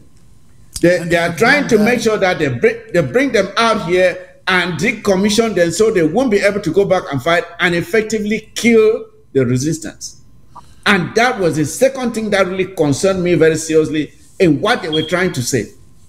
Because I asked them in that meeting, why are you bringing people from ground zero to take part in this meeting? How critical is it that they must be physically present during the conference? That is not, comrade, that's not even the question again in this meeting. I think Chaps laid it out very succinctly. The point is about why are you not trying to, if you are this neutral body, there is this middle person who is out to mediate between parties. How come you are so bent on putting together a conference that keep out the main actors? Yes, and that is the other point. That is the other point, because they are so reluctant to bring in certain actors in this struggle. They want to bring in people they can easily influence. If you are someone they cannot influence, they don't want you in there. But they go out there and they pretend and say, oh, we want all of us to come together. But they say, okay, but why don't we sit down and plan together? No, just come in. Just come in. Come into where? Right. Where are we going? Right. Chaps, Max, I see you nodding your head there. Go on, please. Yes. So just to bring our viewers to see the bigger picture as we're discussing, we're not laying this out because we have some animus against this particular actor, but as vanguards of the struggle, it is our duty to lay it out so people see, so that when we're contrasting this with the things that are positive and constructive for the struggle, people should be able to see. I think one of the things that's unfortunate in the struggle is that we've come to a point where, sometimes we just blame each other and we don't see. Criticism is necessary. It's a necessary ingredient for proper construction. But you cannot criticize and forget the construction and forget the building. And so, to that end, that is why, and Comrade Chris has laid this out in his opener, and last week I was here with Comrade Mike on his show, and we spoke a little bit about this. We have come up with an approach that was meant to be open to all Amazonian stakeholders and entities who have the pure intention to working towards our restoration, and particularly for our suffering people on the ground. So there was an initiative as a result of the fact that there were many competing conferences coming out of the pre-talks in Canada and up into early of this year. There were many competing conferences being placed. People reached out and said to some of the international partners, can you facilitate among the Amazonian groups who are trying to put up these conferences so that they can work towards a common conference or a series of conferences to address all the issues that need to be addressed. And as part of those deliberations, the international partners agreed and said, yes, we can do this stuff. This is what we do. To that end, all the groups were invited to be a part of these meetings. It was a series of meetings, first beginning with meetings online virtually, and then culminated into a workshop, which was supposed to be the workshop where we met and designed the formula, what Comrade Mike Fusi was talking about, the modalities for how we would work together collaboratively. And so in the course of these meetings, a number of groups refused to participate in these meetings. And guess what? A majority of those groups who refuse to participate are all the groups that are aligned and working very closely with the CDN, including the CDN was invited, Ambazonians. Let me tell you this. So that is why I say we are not here just throwing out criticism. We criticize, but we see the value in building together and co-creating. So in this meeting, we said that let everybody be invited, including the CDN. We have all these disagreements. We have very strong criticisms about their approach and initiatives, but we said it is important for them to be there so that if they have anything to offer in a genuine, constructive manner, let Ambazonians be able to see it, be able to assess it, and going back again to what I said, let us define a role. Sometimes an actor might be recalcitrant, not because they are just recalcitrant, but because they are not operating in the role and space in which they are best able to operate. And so that was the purpose for this design meeting, was that we were going to collaborate, set the modalities, and define roles. They refused to come. And so as a result, all of the other groups who stayed put, who met and continued to work, decided that it was important to not just have a conference where we tell Ambazonians, let's come and meet and do these things, because we've been doing that since 2017. And every time we do that, we end up with some faction of Ambazonians refusing to adhere to any resolutions that came out of that conference, which puts us in the same spot. So what did we say was the best approach in that conversation? It wasn't one person's idea. It was an idea that organically came out of the scenario training and workshops that were happening and the engagement between Ambazonians. They decided that they needed to consult with the people. Let us organize consultations. Let us hear from communities. Let us hear from individuals. Let us hear from leaders. Let us hear from groups. Let us hear from our people on the ground. How can we formulate this coming together in a way that really matters meaningfully and has an impact on your lives? And that is how all of the groups, including the groups that I belong to, the groups that Secretary Chris belongs to, that Mike belongs to, and all other Ambazonians elsewhere, including some individual Ambazonians who have certain competencies, they were part of this meeting. And that is how this consultation is coming about. And that is why, if you have heard about people talking about there is a consultation, that is what we mean. We want to hear from Ambazonians. But these same folks who are doing the SCPC, they refuse to participate in that. And now what they are doing is doing something very irresponsible. I have seen recently in their new communication materials, they are now infusing the idea of a consultation. Now you tell me, how is that not disruptive? How is that not coming from a place of malicious intent?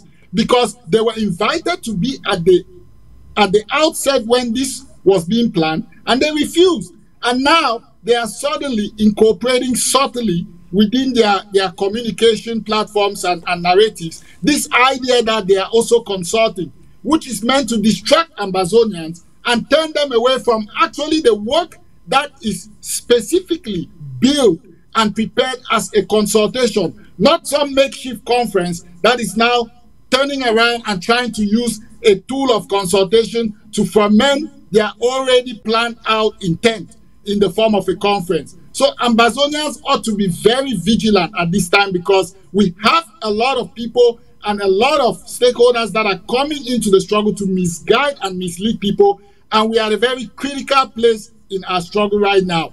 We need to bring this to an end, and it will take all of us. Yes, thank you. Thank you. Well said. Well said. If I may ask you, Mike, yes, you are saying something there.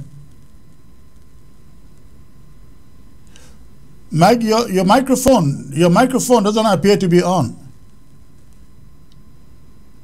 Okay, I'm sorry.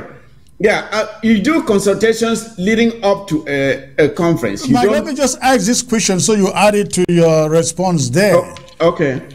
All these groups that are bonded with the CDN, they know exactly what we know. Why are they hanging behind them? Again, of course, we know that most of these groups have figurehead leaders without any following.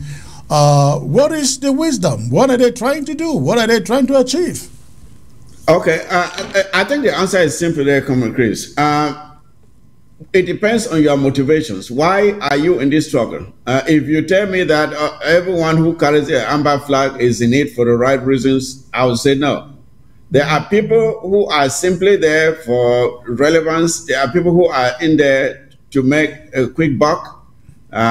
We can see what Capodane, the language that Capodane is now speaking today. Just a few months ago, you would not have believed that he would turn out to be where he is. So that is the difference. So when you are in this struggle for the wrong reasons, you go anywhere that you will get what you want to get. And that is one of the diseases that some of our people have inherited from La Republique du Cameroon. Insincerity, lies and deceit, and just an incessant quest to get rich, no matter how crooked the method. That is the problem we're dealing with, even in this struggle. So, as I was saying, the thing that I want Ambazonians to remember, to take home, is this. When these people, when you see the CDN now trying to copy this use of the word consultation and to give a semblance of a reach out to the community before this conference, that is a lie. It's a blatant lie, because you cannot plan a conference. You already have a date for your conference. And then you say, okay, you're doing consultation. You are supposed to do your consultations first, then plan the conference. You don't plan a conference, then start doing consultations, because the consultations now are meaningless. But if they are saying that they are doing consultations, when are the consultations taking place? Who are they contacting? When? To get what? When they already have the plan of action for what they want to get from their so-called conference. So it's just another way of throwing a dark cloth over the eyes of Ambazonians and to deceive them yet again. But we are saying we have been deceived so many times before. And that is why we have to ask the hard questions now. We will not allow these things to go unchallenged. If the CDN turns out tomorrow that their intentions were good, I would rather come out and apologize than accuse them or question them falsely. But I will not stop to question now, because the price will be very high.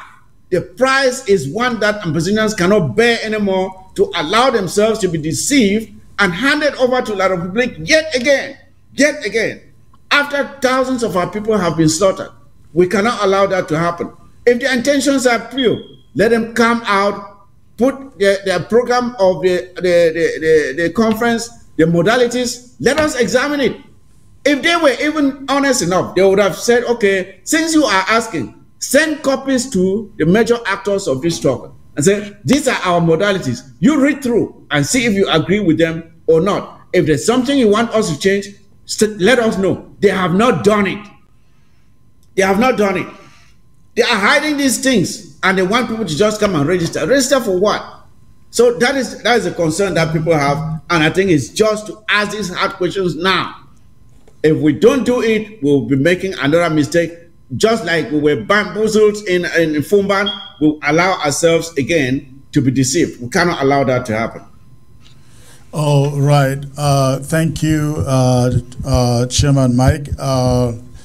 VC, as well, if you have a word, just use 1 minute, make your last point on this subject. Let's move on and open the phone lines. Yes. The comment that I would like to make, maybe I can go back to the senator Mbella Moki, and just say that what Ambazonians should understand, the population should understand, that charade which happened in Victoria, the southern zone, that charade was just his way of telling French Cameroon that see what I'm doing here, I'm fighting for you. That's what all that he was doing. He was just posturing for his own benefit, for his own stomach, giving people the impression that he cares. He doesn't care. He was just doing that for his position, not only in that they are a fake Senate as a non-representative of the Southern Cameroons. He does not represent the Southern Cameroons, does not represent Ambazonia. He represents himself and the interests of French Cameroon, and to a certain extent, the interests of France. So all he was doing, he's just sending a message to Yaoundé that look at what I'm doing. You know, I'm for you. So remember me. And then when he goes to Yaoundé, they give him his part of the cake, or in reality the crumbs of the national cake that drops from the table of the Bulus, the Ewone, the Fang and all those people there in Yaoundé. Thank you. That's something that I'd just like to add to that. All right. Thank you. And of course, he's not the only one. This goes also for all of them that are out there in the so-called parliament or senate, and originally from the Southern Cameroons, and plus of course many others. Thank you. All right, thank you, gentlemen. We cannot end this broadcast without using at least 5 minutes to mention something about what is going on in the Sahel, talking about Niger in particular, and ECOWAS. As we came up live, we're receiving information that the coup leaders in Niger have decided they are going to prosecute the overthrown president for treason and high crimes. That is a development that we are getting right now from the news. What do you guys make of this development? You know, in spite of all the pressure, ladies and gentlemen, these guys are standing their ground, and they are bent on prosecuting this guy for what they call high treason. Comrade Chef, let me start with you. What is your take on this? Yes, Comrade Chris, you know, it's a difficult situation, to be very frank. We grew up knowing the ills of coup d'etats and military rule and so on and so forth.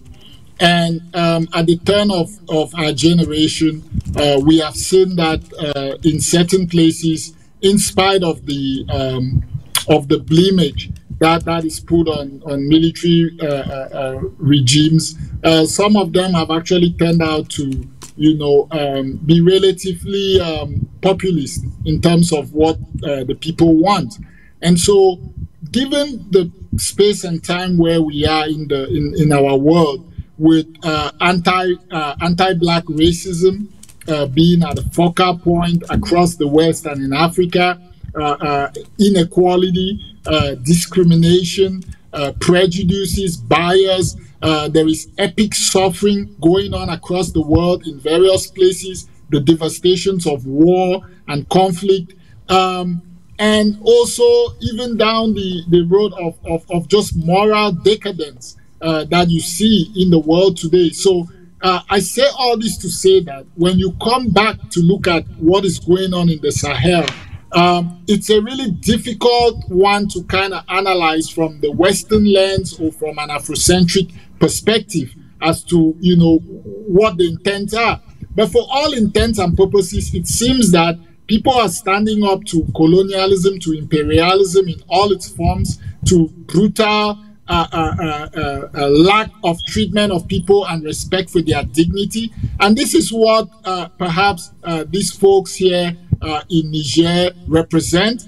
And if that is what they believe they represent, then of course it is no surprise that they are going to want to hold accountable whoever they thought was on the side of the oppressors. And so I think this is something that we're going to have to see how it plays out and how far they go with this and what the response is from sort of the West and other onlookers that are watching it closely. All right, Chairman Mike, please, in 1 minute, what is your take on these developments? Yes, first of all, I must say that I like what I see. The hypocrisy of the West has been put on full display for all to see.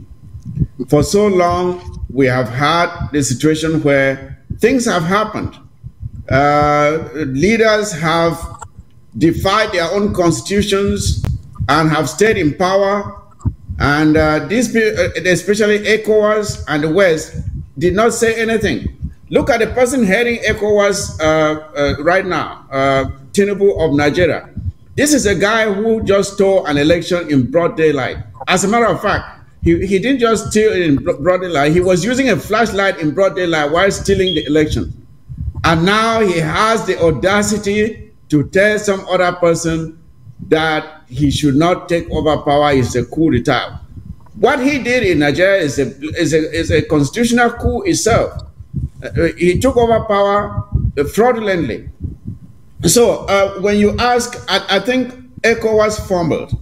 Why are these guys emboldened now to be saying what they are saying? Because ECOWAS fumbled when this thing started. They thought that having been urged by the West to step in there and bully these guys to back down, they failed to realize that the world has changed. Africa is no longer the same. We have the youth of today have seen the exploitation of their resources. They have seen the sellout leaders that they have, and they are fed up. They are fed up. So when ECOWAS fumbled, and they threatened these military leaders in Niger, and now they are forced now to eat their words and back up and backstep from where they were trying to go. This has emboldened these guys. These guys know that those guys were they are calling them bluff now. They are now emboldened to even do more. But at the same time, they are saying yes, they are open to negotiations. But the negotiations will now be more on their own terms than the terms of ECOWAS. Because you see the social media is going crazy with words of encouragement to these guys and the other states like Burkina Faso, Mali, and the others. They are receiving a lot of encouragement for them to push forward, because people are sick and tired of this nonsense. Where you have these corrupt leaders who are there just to encourage each other to stay in power and to continue to allow Western countries to come in and exploit their resources, plunder the resources while their own citizens are suffering, and they're not doing anything about it. But when they see people like Traore of Burkina Faso, a guy who is so morally upright, saying the right things and doing the right things, and you think you can come in and bully them at this time. And before I end, Comrade Chris, I want to warn the West and the so-called ECOWAS to be very careful. They should be very careful with this situation. This thing can blow up in a way that they least expected. Because previously we have seen other leaders like Thomas Sankara, like Patrice Lumumba, whom I have a picture behind me here. I have both of their pictures here. These are people who stood up for their countries, but they were betrayed and slaughtered. They were slaughtered. I'm warning the international community, the West, and these so-called ECOWAS leaders, be very careful with these guys. Do not dare touch any of them, because things will spiral out of control that you will not be able to handle things again. That is my warning to them. They better be very careful that nothing happens to any of these guys. because they have the popular support of not just their own citizens, but the whole of Africa at this given moment. They should be very careful. All right, let me get to Honorable Chris as well for his own take on this development. And I'd like you to dwell on the fact that we now also know that South Africa, that Russia has deployed jets, fighters jets in South Africa as early as yesterday. What are they thinking? What are they trying to do? Some people have said they are waiting for ECOWAS intervention, and they want to make sure that the French and the Americans have no say in what happens in the Sahel. Do you see, what is your interpretation of Russia sending these jets into South Africa as if to prepare for any eventuality? Yes, Comrade Chris, the situation is very fluid. What has happened in West Africa, we can say south of the Sahara, the Sahel, is actually a geopolitical earthquake of a very high magnitude. And I'm sure many countries, Western countries all over the world, China, Russia, other countries like Russia, even in West Africa itself, many of their war rooms are now having 24 by 7 meetings to study what is happening. It is not for a minor reason that you would see Russia move in their strategic bombers to South Africa. They are already, as you already know, they have won the Russians have won the hearts of those countries, Burkina Faso, Niger, Mali, and many other countries, and the other countries that are already giving support that have already announced support, like Mauritania, Algeria, many others. That in itself tells you that they are preparing for war. They are preparing for war. The only thing that we have to be very careful here is if things get out of control, if things spiral out of control, just as Comrade Fossey was mentioning, that the whole of Africa could become call it, I don't know, it's the center of a global war. Some people were talking about a global war starting from Ukraine. That global war, the Third World War, could actually start in Africa. We have to be these world leaders have to be very, very careful about what is happening. But strategic, what we are seeing, of course, the main loser in this situation is France. France right now is totally broken. The tide or the opinion in Africa is totally against France. They should have seen this coming all the way back decades ago. Decades ago, they should have seen this coming.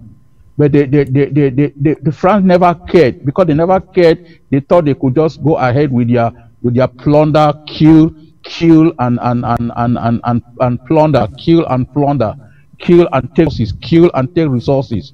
That is their main policy of death, destruction, take away resources. That is all their policy was all about. Everything is coming home, as some people would say, the chickens are coming home to roost. That's what is happening right now, and they are trapped. They are sort of like in a situation now where they are being isolated. They cannot get uranium from Russia. Maybe they can get it by relaxing the sanctions on Russia to get uranium from there or from Kazakhstan. In the case of Niger, let them totally forget it. I hear that the United States, I don't know how far that is true. That needs to be checked. That the United States appointed one of their assistant ambassadors in Nigeria for her to go and represent the United States in Niger.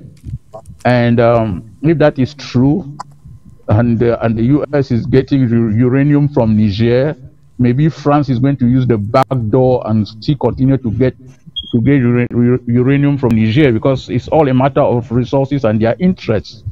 So we will watch and see what is going on. As far as what you said about the president being, their former president being tried, Bazoum, nobody should be above the law. But many African leaders who have eternalized power think that they are above the law. They can twist the constitution, they can change the constitution at will and stay in power. As Comrade Fusi said, that is essentially a coup d'etat, constitutional coup d'etat, institutional coup d'etat. Look at it any way you want to look at. All of them, many of them, they have committed that crime of constitutional coup d'etat, but they have the audacity to tell the military people that they don't want a coup d'etat. They are going to go in there and intervene. The important thing here is the people. If we talk about real democracy, the people are for the military people in Niger. They are for the military, and because they are for the military, that is democracy. That is democracy. The democracy that the West has on African countries is not real democracy. It's the democracy of their interest.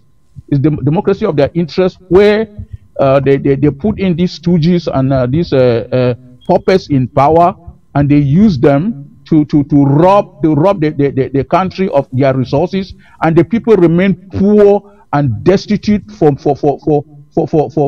as long as we know.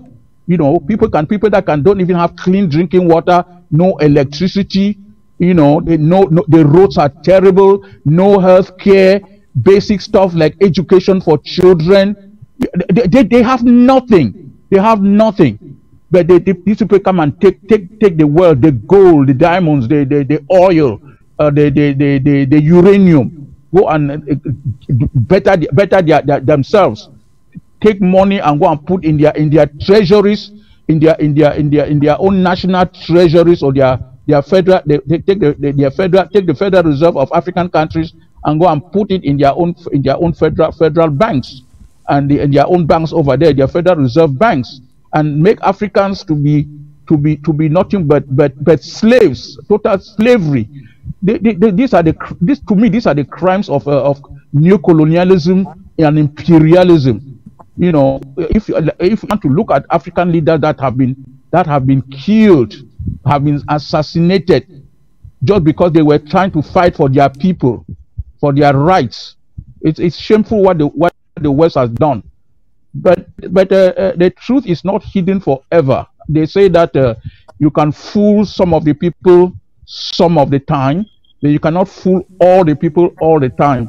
The truth is coming out, and I thank God for the social media. Everything that is happening right now, the changes that are happening in Africa, I can assure you, is through social media. Even though some of it can, but there is always truth, even we need the social media. That's what I want to say. Let them, the people of Niger, if they want to try their former president, like I said, nobody is above the law. They should do it according to the law. They should give him defense. They should protect him, and he should be considered innocent until proven guilty. Yeah, he should be considered innocent until he's proven guilty, and face the law. All right. The law of their country. Thank you.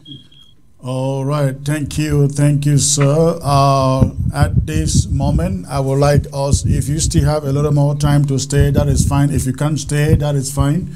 I will open the phone lines for those listening to us from across the globe to call in. If they have questions, they have contributions, they can go in and make the call. Before you call, however, remember to shut down the volume of your set so that there is no delay when you call.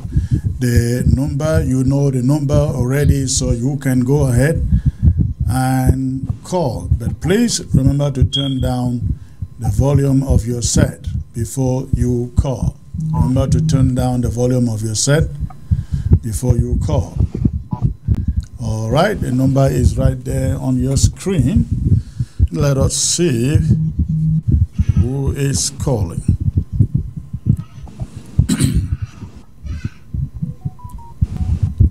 The phone line is open, ladies and gentlemen. So you go ahead and call. You go ahead and call.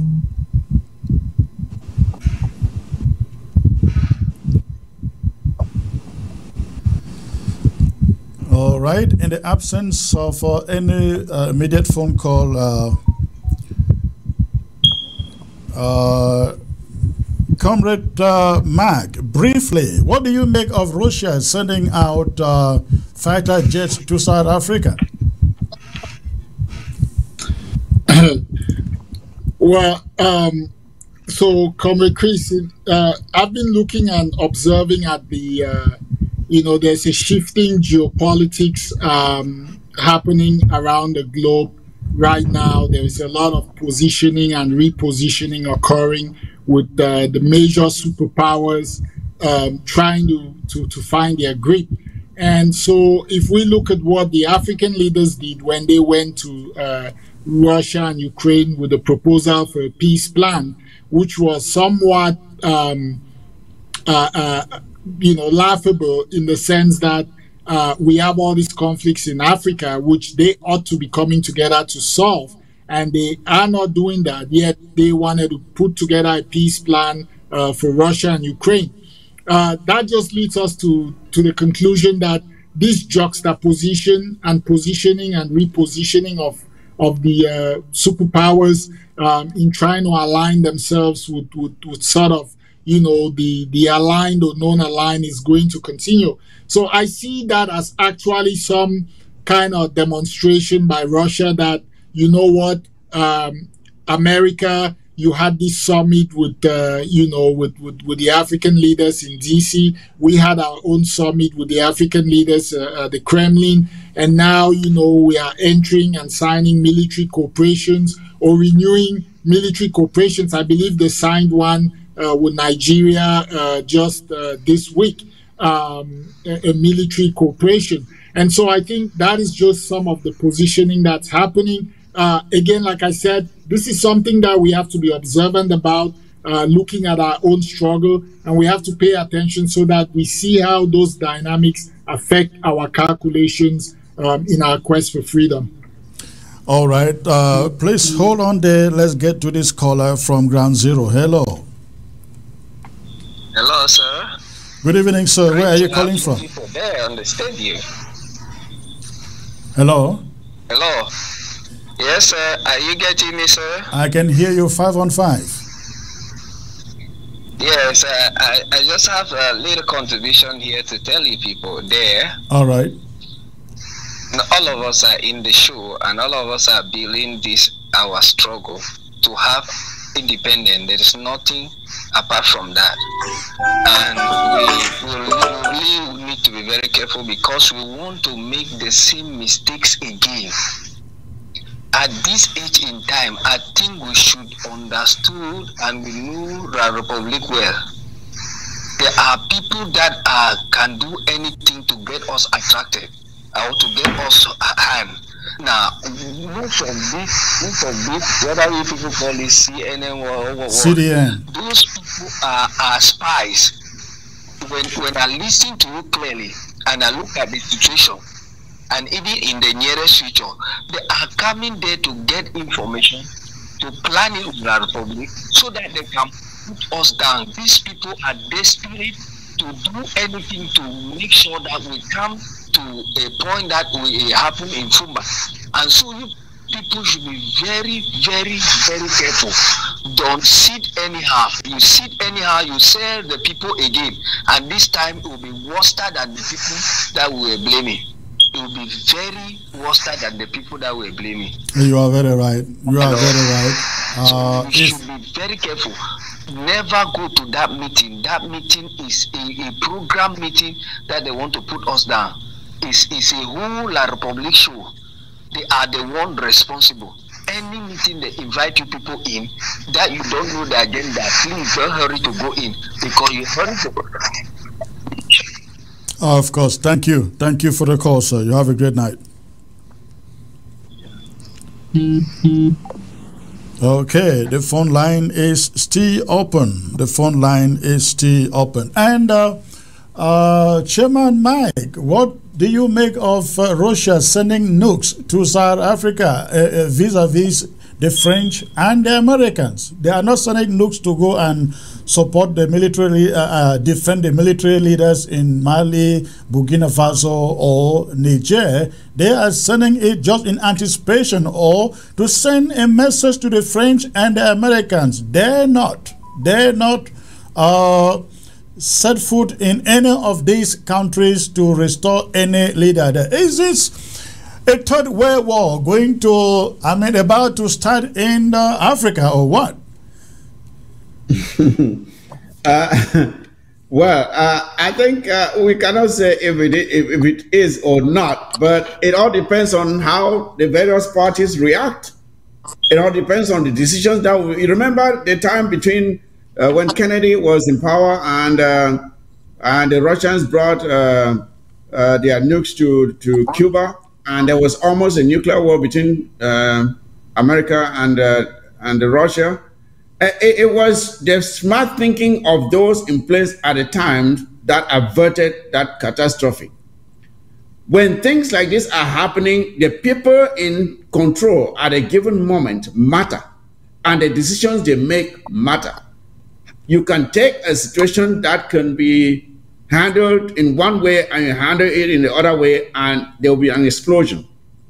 So, what we see there, first of all, Comrade Chris, you have to understand that when you look at the war in Ukraine right now, Russia kind of found itself boxed in, because where else would Russia go? Would Russia go to Asia?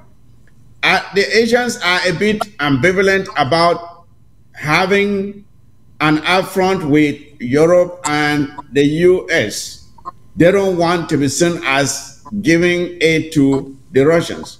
So where else would Russia go? Okay, Africa is so vast. Luckily for them, South Africa has been upfront and very willing to shake their hand and even give them a hug. To allow such a plane to land on your soil at this given moment takes a lot of courage for the leadership of South Africa. So I think Russia is just too happy to show that I have this base, I have these people that are open to me, I can land here and then take off from here and do damage wherever I want to do. That is simply the message they're trying to show, that I have friends who have so much confidence in me that they will allow me to land such a plane on their soil. That is the message, and I think the message is being received clearly. So that is what I get from it. And, you know, and Africa for so long has been used and abused by the West, I should say. And people are really getting so fed up with it, and people are willing to throw stones now. And I think the West has to be very careful. They have to be very careful and be cognizant of their mistakes, or I wouldn't even call it mistakes, intentional deeds of the past that have really caused a lot of Africans to be very angry. And I'm here referring especially France. France is the main perpetrator of this injustice on the African continent at this given time. They have killed scores of our good leaders. They have rendered large millions of our people, they have subjected them into untold misery while they plunder the resources for their own industries. And they are not even showing any intention to relent with this behavior. They are pressing forward. So I really like what is happening, this pushback, this really uprising of animosity against the French. They are beginning to feel it, and I think it's not the end yet. It is not. I know that Docile countries like the Republic of Cameroon are still there drinking the Kool-Aid. They are yet to wake up. But other countries are waking up and they are pushing back and they're saying, we are not taking this anymore. We, our own people, to deserve some dignity. They deserve to have good roads. They deserve good hospitals, good schools. We don't need to keep sacrificing our young men and women dying on the high seas, on the floater boats because they want to get to Europe. Some dying in the jungles of Mexico because they want to get to America. We should be able to create our own opportunities back home so our people can stay there and enjoy what is rightfully theirs. Instead of people stealing them, taking them back home and to build their own factories, then when our people try to get there, they are blocked, they are killed in the ocean, their boats are caused to capsize, so they perish on the high seas, and then these people just behave as if nothing is wrong. I like what is happening in the Sahel. I hope this wind continues to blow and spread all over Africa so that we can bring dignity and good governance to our people. It's about time. All right, all right. Thank you, gentlemen. That was a great panel, and I look forward to having you back on these subjects. Thank you. You were quite articulate, all of you, on the subject. Ladies and gentlemen, we're going to call it tonight right here, and I look forward to coming back on Wednesday and Friday. I promise you, I will be back Wednesday and Friday. So do not touch your remote. Stay glued to ABS, and do not forget we are on Roku. Roku. If you have Roku on your television set, we are on Roku. Just get in and download the channel. I know many of you already know what Roku is all about. You can watch us 24/7. Even this same show is repeated again on the Roku. I look forward to coming back here on Wednesday. Please stay glued to ABS. Thank you and good night.